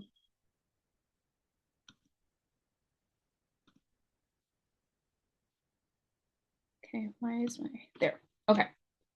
All right, moving to cyanotic lesions. Any questions about the acyanotic lesions? I know it's a lot. Okay. Please. Go ahead. Thank you. What did you say? Sorry. No, I said, can I take a little break, bathroom break? Yes, anytime. Run on to the bathroom. That's fine. Okay. So now we're going to move to cyanotic lesions. Okay. So this is looking at obstructions that cause decreased blood flow to the lungs, decreased pulmonary blood flow. Okay. These are going to be tetralogy of Fallot and tricuspid atresia. Okay. So this picture, this is a kiddo with a tetralogy of Fallot. So you can see they like to ask, okay, NCLEX and HESI like to ask questions about tetralogy of Fallot because there's multiple defects. Okay. So kids with tetralogy of Fallot have a VSD. So they have a septal defect of their ventricle. They have pulmonary stenosis, so a narrowing of that pulmonary valve. They have a narrowed pathway from the right ventricle to the pulmonary artery as well. Okay. And then they have kind of a backflow in the aortic valve. Okay. So make sure you know tetralogy of Fallot, because if you know tetralogy of Fallot, you're going to kind of be able to think about the other defects as well. Okay. Tricuspid atresia is underdeveloped tricuspid valve. So because of all this dysfunction, they're not able to, the heart is not able to pump to the lungs to become oxygen, to have blood oxygenated for it to then, come to the left side of the heart to go to the body. Okay. So it's just working so hard to try and pump to the lungs. But because of the pressure buildup on this side, what happens is it just backflows and goes to the body. So you're going to have right to left shunting in your cyanotic lesions. Okay. Mixed defects. So this is looking at a healthy heart and then HLHS, which is hypoplastic left heart syndrome. So if you look at the left side of this kiddo's heart, it's totally underdeveloped. So these kids have essentially the left side of their heart does not exist. So what's happening is it's just all this mixing of the blood from the oxygenation or from the lungs in the body, and it just kind of circulates here and doesn't really go to the left side of the heart. And if it does, then it kind of just shunts out to the body. But it's this constant mixing that happens, and then it pushes to the body. Okay, transposition of the great arteries. So this is when the pulmonary arteries, now let me go back to the normal. I'm going to go back to a picture of the normal heart, okay, at the beginning. So usually it's your pulmonary veins and your pulmonary arteries, okay? But in this defect, sorry, let me go back here. They're switched, okay?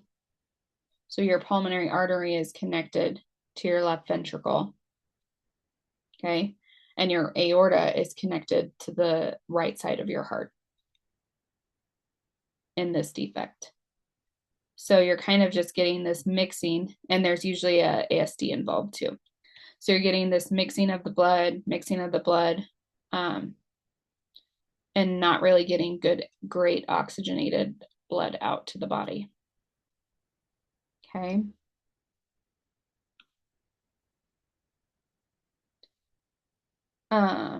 Let's see.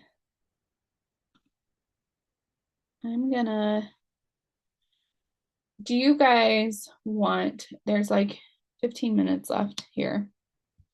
Do you want me to, I know in other classes, students have felt like they've learned better from watching quick little videos about the specific defects, like YouTube videos. Do you want me, I have them pulled up. Would you guys rather watch those to explain the defects even further before we start talking about like treatment of congestive heart failure and hypoxia and that management? I would like to. Yes, Okay. fine. Okay.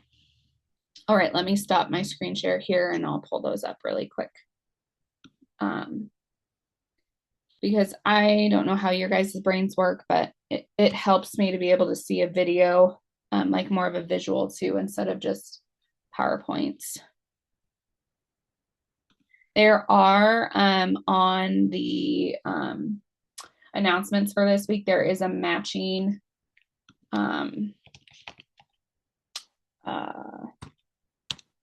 worksheet that you guys can do that might be really helpful. It goes over the different defects more specifically too.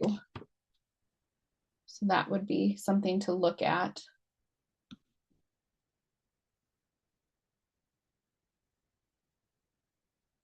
I think let's look at the cyanotic lesions. We'll start with tetralogy of Fallot. So these kids will not be oxygenated well.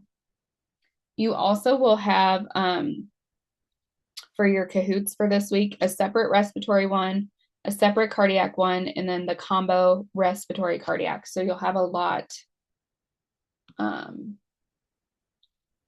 do here. Oh my goodness, all of a sudden my internet is.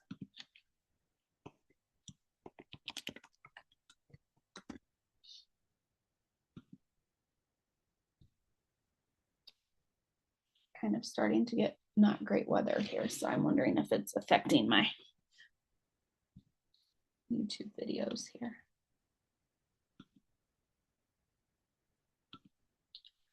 So obviously nursing care, I'll do this while this is loading here. Nursing care for a kiddo with cardiac defect, if it's a cyanotic lesion, you're going to be very closely monitoring their oxygenation. Okay. Kids, I'll tell you this about tetralogy of Fallot, which the video I think should also tell us, but they'll have something called TET spells. So this is where they're my gosh, come on, video. This is where their heart rate and their oxygenation, you'll see their oxygenation just drop all of a sudden. And naturally what kids will do, or what you can do to help kids get out of that TET spell, is put their knees to their chest. So you'll see older kids, they've kind of figured out that they start getting short of breath and working really hard. They'll kind of squat down, like almost in a squatting position with their knees to their chest, and you'll see their oxygenation rise as they do that, because that's just pushing the blood flow back to where it needs. So if an infant's with a known tetralogy of Fallot, their oxygenation starts dropping, what you can do is just squish their knees up to their chest, and you'll see their oxygenation normalize there. So let me pull this TET video here. But that's called a TET spell. So that's something that a lot of times on exams they like to ask about, like a kid's has a known tetralogy of Fallot, and all of a sudden their oxygenation, they're becoming really hypoxic. What could you do to help them? Or is that does that maneuver has a name? It's just a TET spell. I mean, it's just a TET spell. You just have them squat down, okay, or put their knees to their chest. There's not a specific name for that process. Oh, okay. Or for what you're doing, I guess, in that process. But I'm sorry, I had bad weather over here.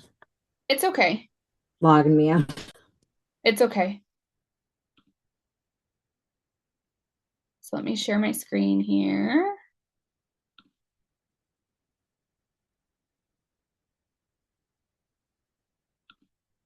Okay.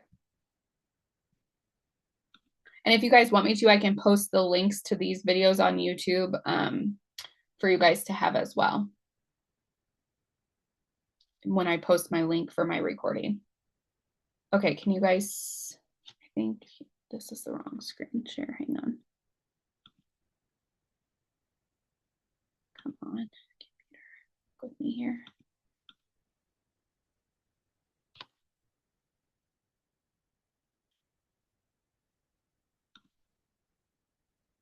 Okay, here we go.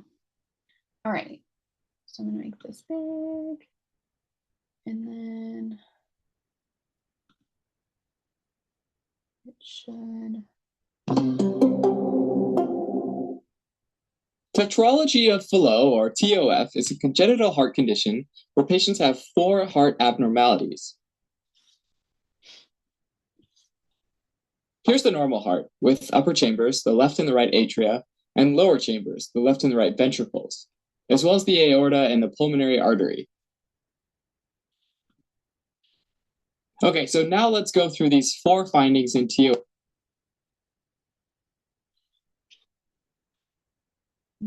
One by one. The first abnormality is stenosis, or narrowing of the right ventricular outflow tract into the pulmonary artery. And this could either be narrowing of the valve itself or narrowing of the infundibulum, the area right below the valve. Either way, this makes it harder for deoxygenated blood to get to the pulmonary circulation. In response, and this also happens to be the second feature, the myocardium of the right ventricle hypertrophies, or gets really thick, in order to contract harder and push blood past the stenosis. This causes their heart to look boot-shaped on an X-ray. The third feature is that patients have a large ventricular septal defect, this gap between the ventricles that allows shunting of blood between them.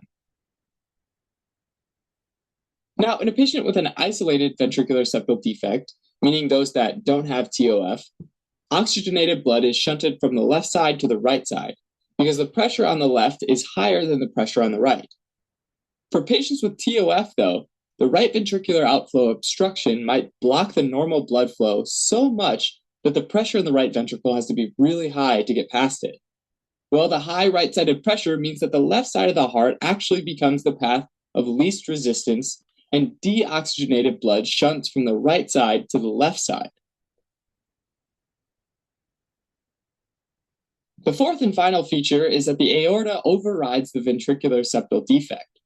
And this one's super variable. Sometimes the aorta is way over here sitting on top of the septal defect, and sometimes it's more on the left ventricular side.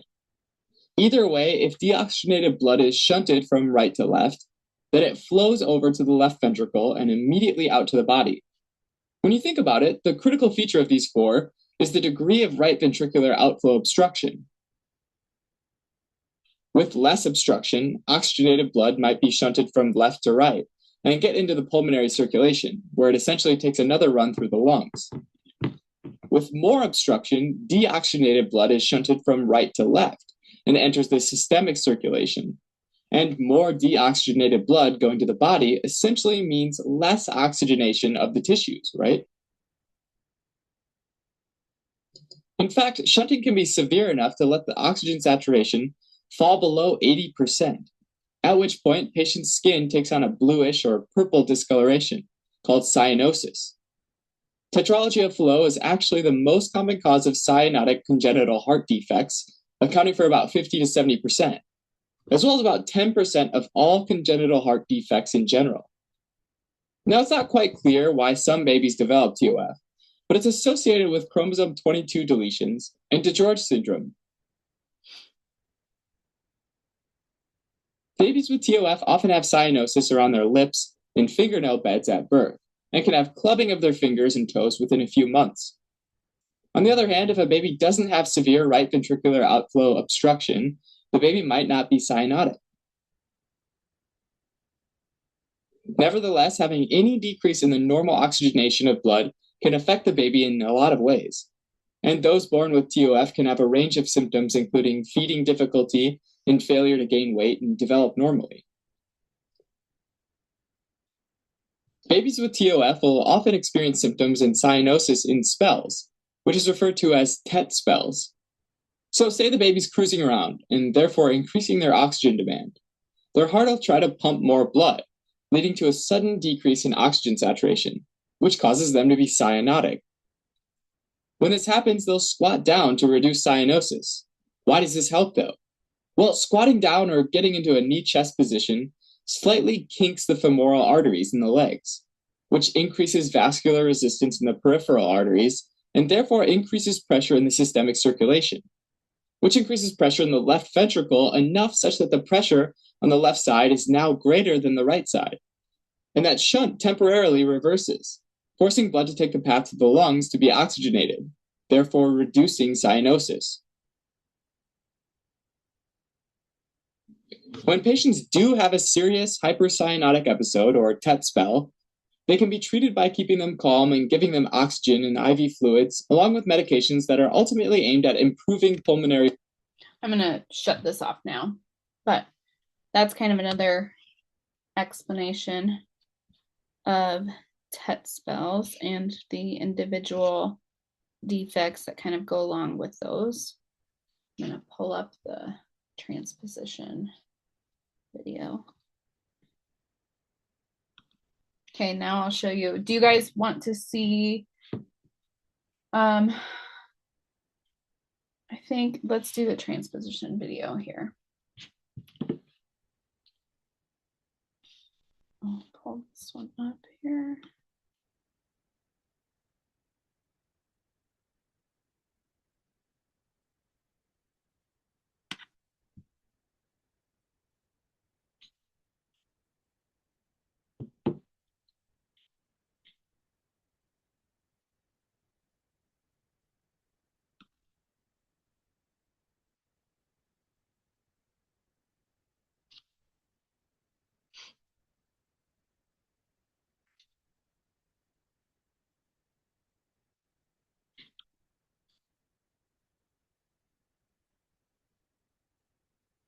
Sorry, the storm's got my internet going slow.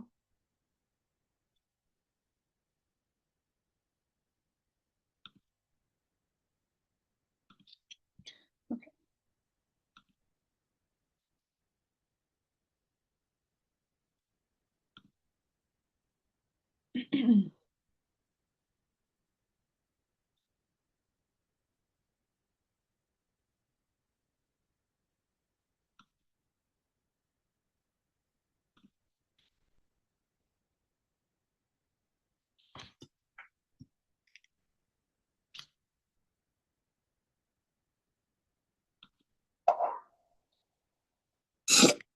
normally, the heart's set up so that the left ventricle pumps oxygenated blood out to the body through the aorta. Then deoxygenated blood comes back to the right atrium, flows into the right ventricle, and is pumped to the lungs through the pulmonary artery, where it comes back to the left atrium, flows into the left ventricle, and this whole process restarts. The great arteries are these two main arteries taking blood away from the heart, the aorta and the pulmonary artery. Transposing is when two things switch places with each other. So transposition of the great arteries, or TGA, you might be able to guess, is when these two arteries swap locations. Normally, blood flows through all these chambers and blood vessels in a big circuit. But if you switch these two main arteries, you switch from one big circuit to two smaller circuits. On the left side, blood's now pumped from the left ventricle out to the pulmonary artery to the lungs, and then comes back to the left atrium and left ventricle and restarts. On the right side, blood's pumped out the right ventricle through the aorta to the body, and blood comes back to the right atrium and right ventricle and then restarts. Blood on the right side, therefore, never gets oxygenated, and blood on the left side never gets deoxygenated. This isn't good, and this situation is actually called complete TGA, or sometimes dextro-TGA or DTGA. Dextro meaning right, since in this case the aorta is in front of and primarily to the right of the pulmonary artery. All right, when the fetus is still in the mother's uterus, babies with DTGA don't have any symptoms because they're not using their lungs yet, and rely on blood that has exchanged nutrients and waste with the mother's blood as a few shunts for blood flow, like the foramen ovale, a gap between the atria, the ductus arteriosus, a vessel connecting the aorta and the pulmonary artery, and the ductus venosus, which is a vessel connecting the umbilical cord to the inferior vena cava. After birth, though, when the baby has to use its lungs for oxygen, normally these shunts go away. The foramen ovale closes up and the vessels become ligaments.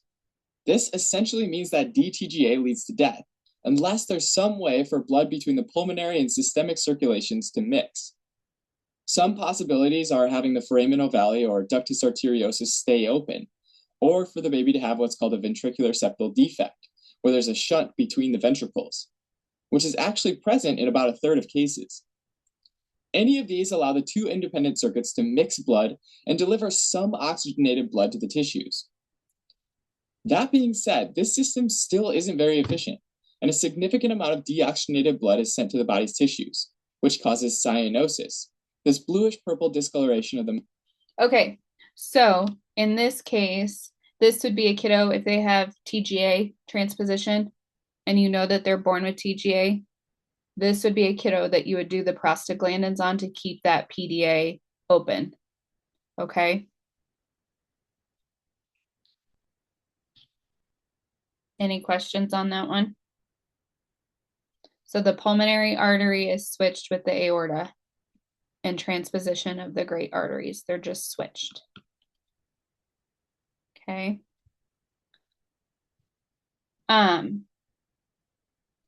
Okay.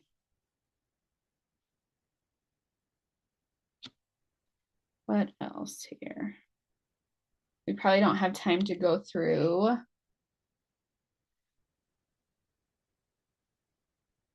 any of the Kahoots, but you guys have all of those, okay? I'm going to pull back up the PowerPoint here.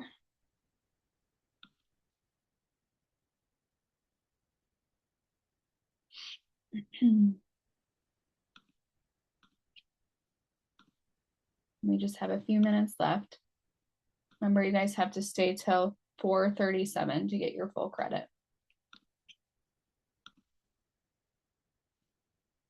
Since we didn't take an official 2 10-minute breaks, okay? Let me...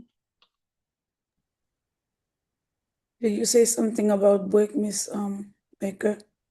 So since we didn't take any breaks, we're gonna leave class early, 20 minutes early, because you guys get 10 minutes for every hour, okay? But you have to stay until 4:37 for your full credit, okay? Professor Becker, when did you say the exam review days will be Thursday.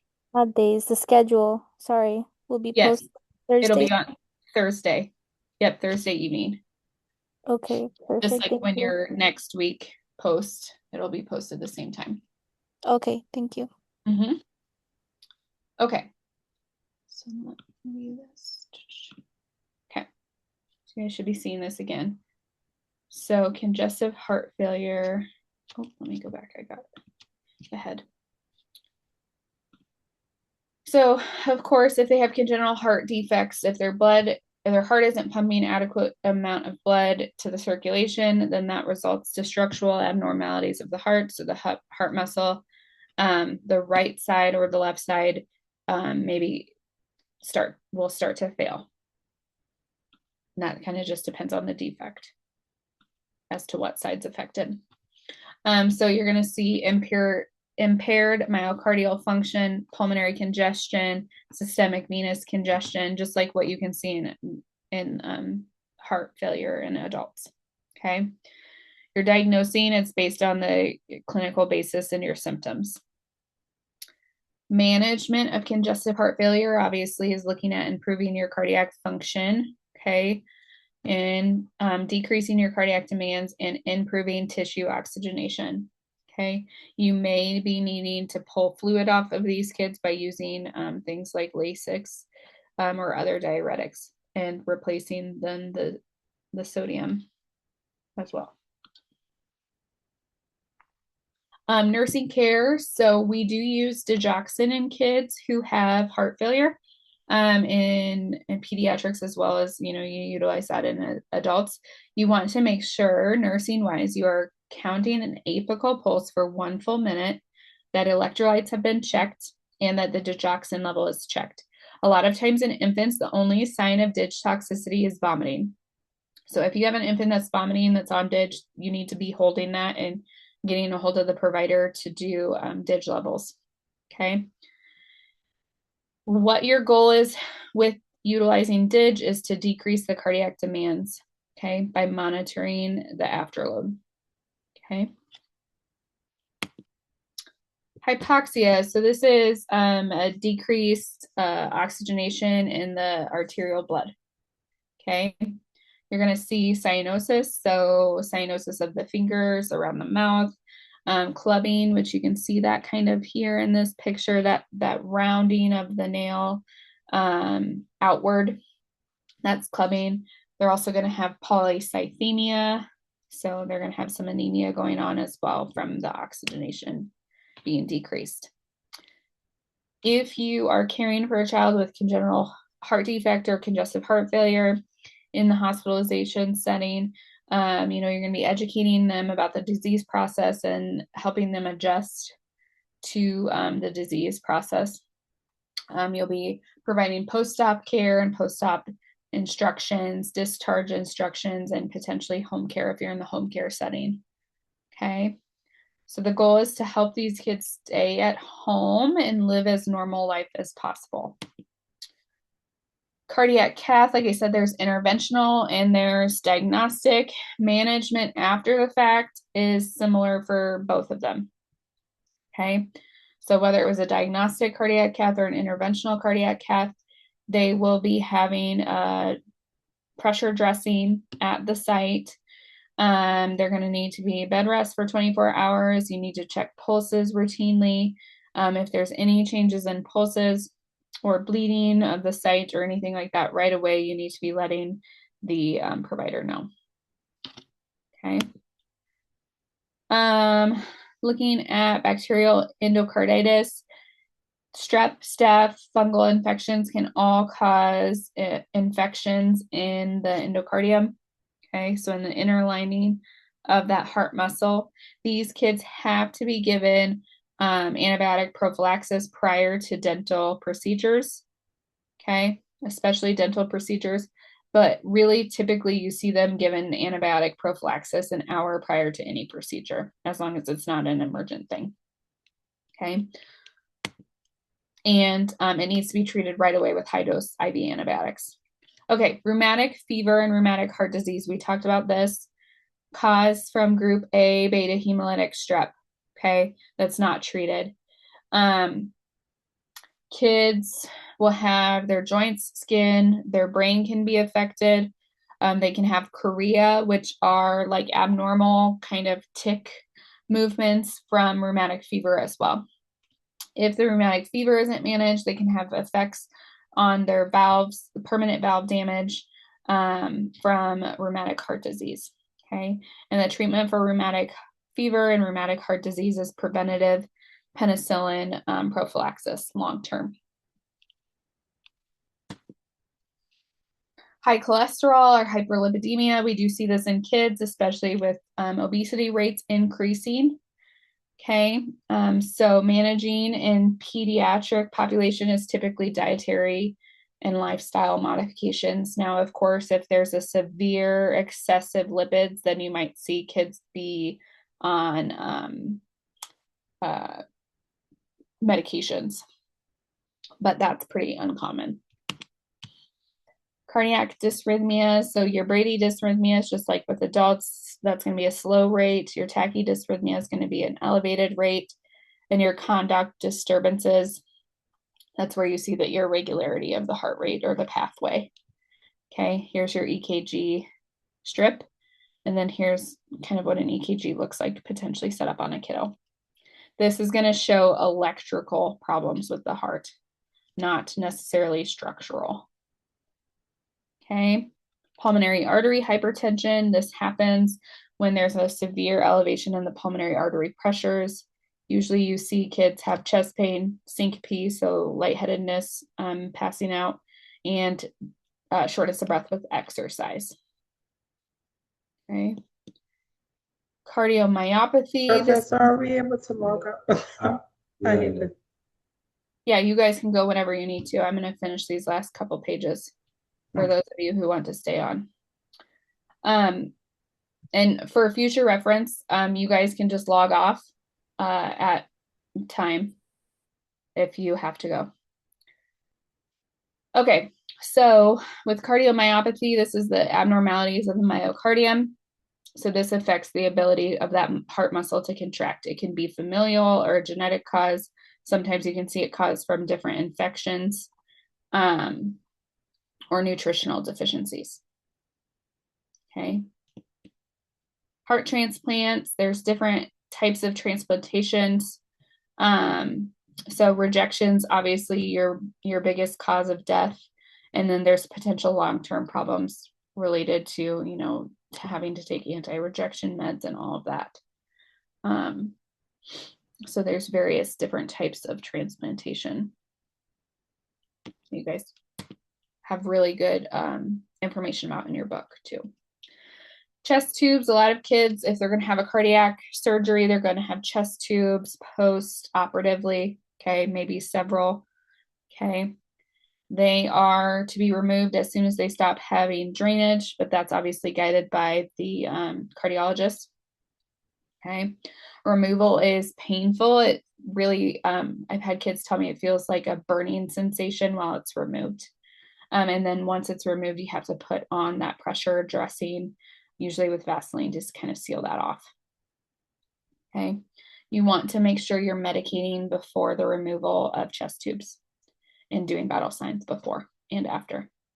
Okay. Make sure you're talking to these kids developmentally appropriate ways and explaining things to them. Okay. Systemic hypertension, just like in adults, there are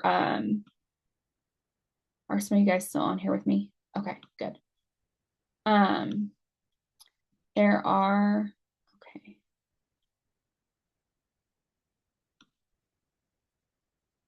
Okay, if we're not on camera, then I want you guys to log off, please. Sorry, I have a quick question. Do we still get credit like we leave now? Yes. Okay, thank you.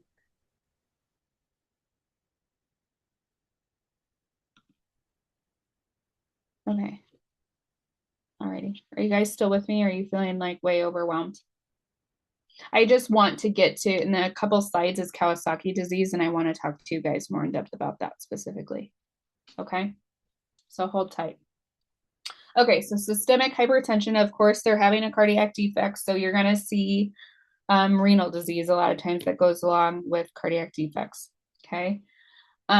Usually in pediatrics, it's a secondary hypertension. So there's a cause for it. So there's a structural abnormality or an underlying pathology, like I said, renal disease or a cardiac cause. Okay. You're not going to see essential hypertension usually in kids, like with an unknown cause, like you can with adults. Okay. Okay, sorry, when I was looking at everybody, this went away. Okay, Kawasaki disease. So this is, and we're going to talk about multi-system inflammatory too a little bit more in depth, but Kawasaki's and MISC, some multi-system inflammatory disease, they kind of mimic each other. So when COVID started and we were seeing all these kind of multi-system inflammatory kids, they were really mimicking these Kawasaki kids, and it was hard for cardiologists and immunologists to figure out which type of vasculitis it was. So we treat these kids very similarly, okay? With Kawasaki's, this is typically from, it can be post-viral, okay? So after any virus. So I've seen Kawasaki's after flu. I've seen it after COVID. I've seen it after RSV. So usually what's happened, they've had some sort of illness, and then they have lymph node swelling, okay? And they get this sort of rash. They usually have really high fevers for multiple days.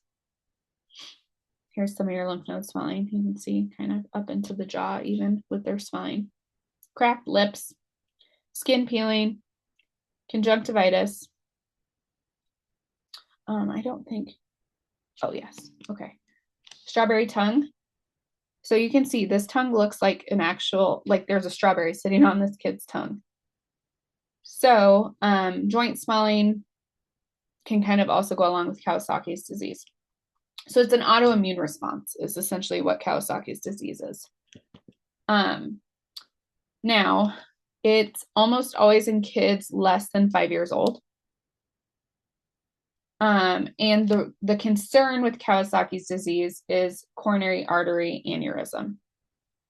Okay, so these kids are going to be put on anticoags in the form usually of high-dose aspirin.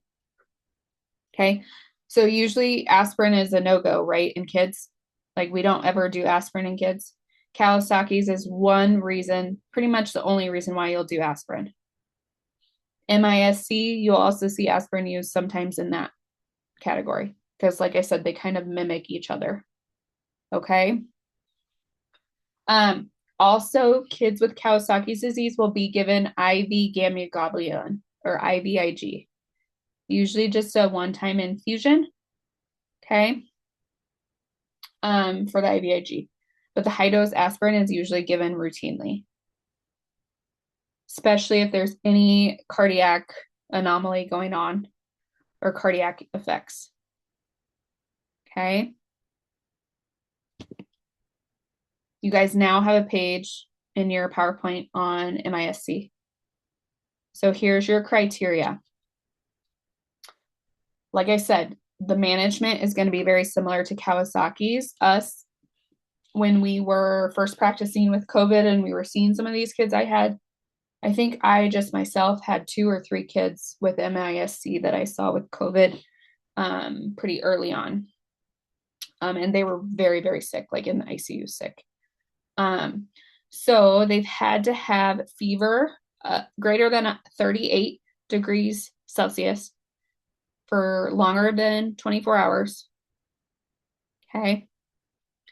Plus, usually they have that rash that you see in Kawasaki's too, the body rash, this type of rash. Okay.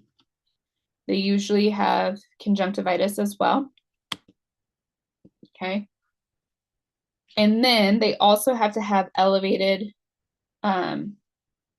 inflammatory enzyme markers. So whether that's an elevated CRP, so C-reactive protein, an ESR, fibrinogen, procal, D-dimer, ferritin, any of your inflammatory labs. Okay. I thought D-dimer was to like identify Clots. Clots, yes. Yes. Yep. But your risk, but it's also an elevation of an inflammatory process going on. Oh, okay. And with both MISC and Kawasaki's, you're at an increased risk for clots. Okay. That's why we put these kids on aspirin. Correct. Okay. But yes, it is also something that they look at for pulmonary embolisms too, right? Clotting. And then also they have to have what kind of, usually you can figure out if they've had COVID recently, then they fall under the MISC umbrella. If they haven't had COVID recently, then they'll usually go the Kawasaki disease route. Okay. These kids are going to have cardiac management after the fact, almost always, at least an annual kind of check-in for a few years. Okay. Sometimes they never have another issue. They never have another flare-up. They don't have any aneurysms. They don't have any long-term cardiac effects. Sometimes they continue to have long-term cardiac effects. Okay. Make sure you're looking at your types of shock too. Okay, that's the next couple pages. But I will stop here unless people want me to keep going to talk about shock. No, stop, please. I know, it's a lot. I know it's a lot. And I will tell you guys, like, this exam is not the easiest exam because it's cardiac, it's respiratory heavy. I mean, it's all your body system, not all of your body systems, but more body system directed. But, you know, cardiac, respiratory, your fluid and electrolytes, those are all of your heavier, more extensive things to know in nursing. So this exam is not easy by any means. So make sure you guys are studying. I'll post those videos. Do you guys want acyanotic and cyanotic lesion videos? So your ASD, your VSDs, like those osmosis videos? Okay, I will post all of those with my recording from today in the announcement. Like when I do the week recordings, they'll just be there. Does that sound good? Perfect. Yes. Thank you so much.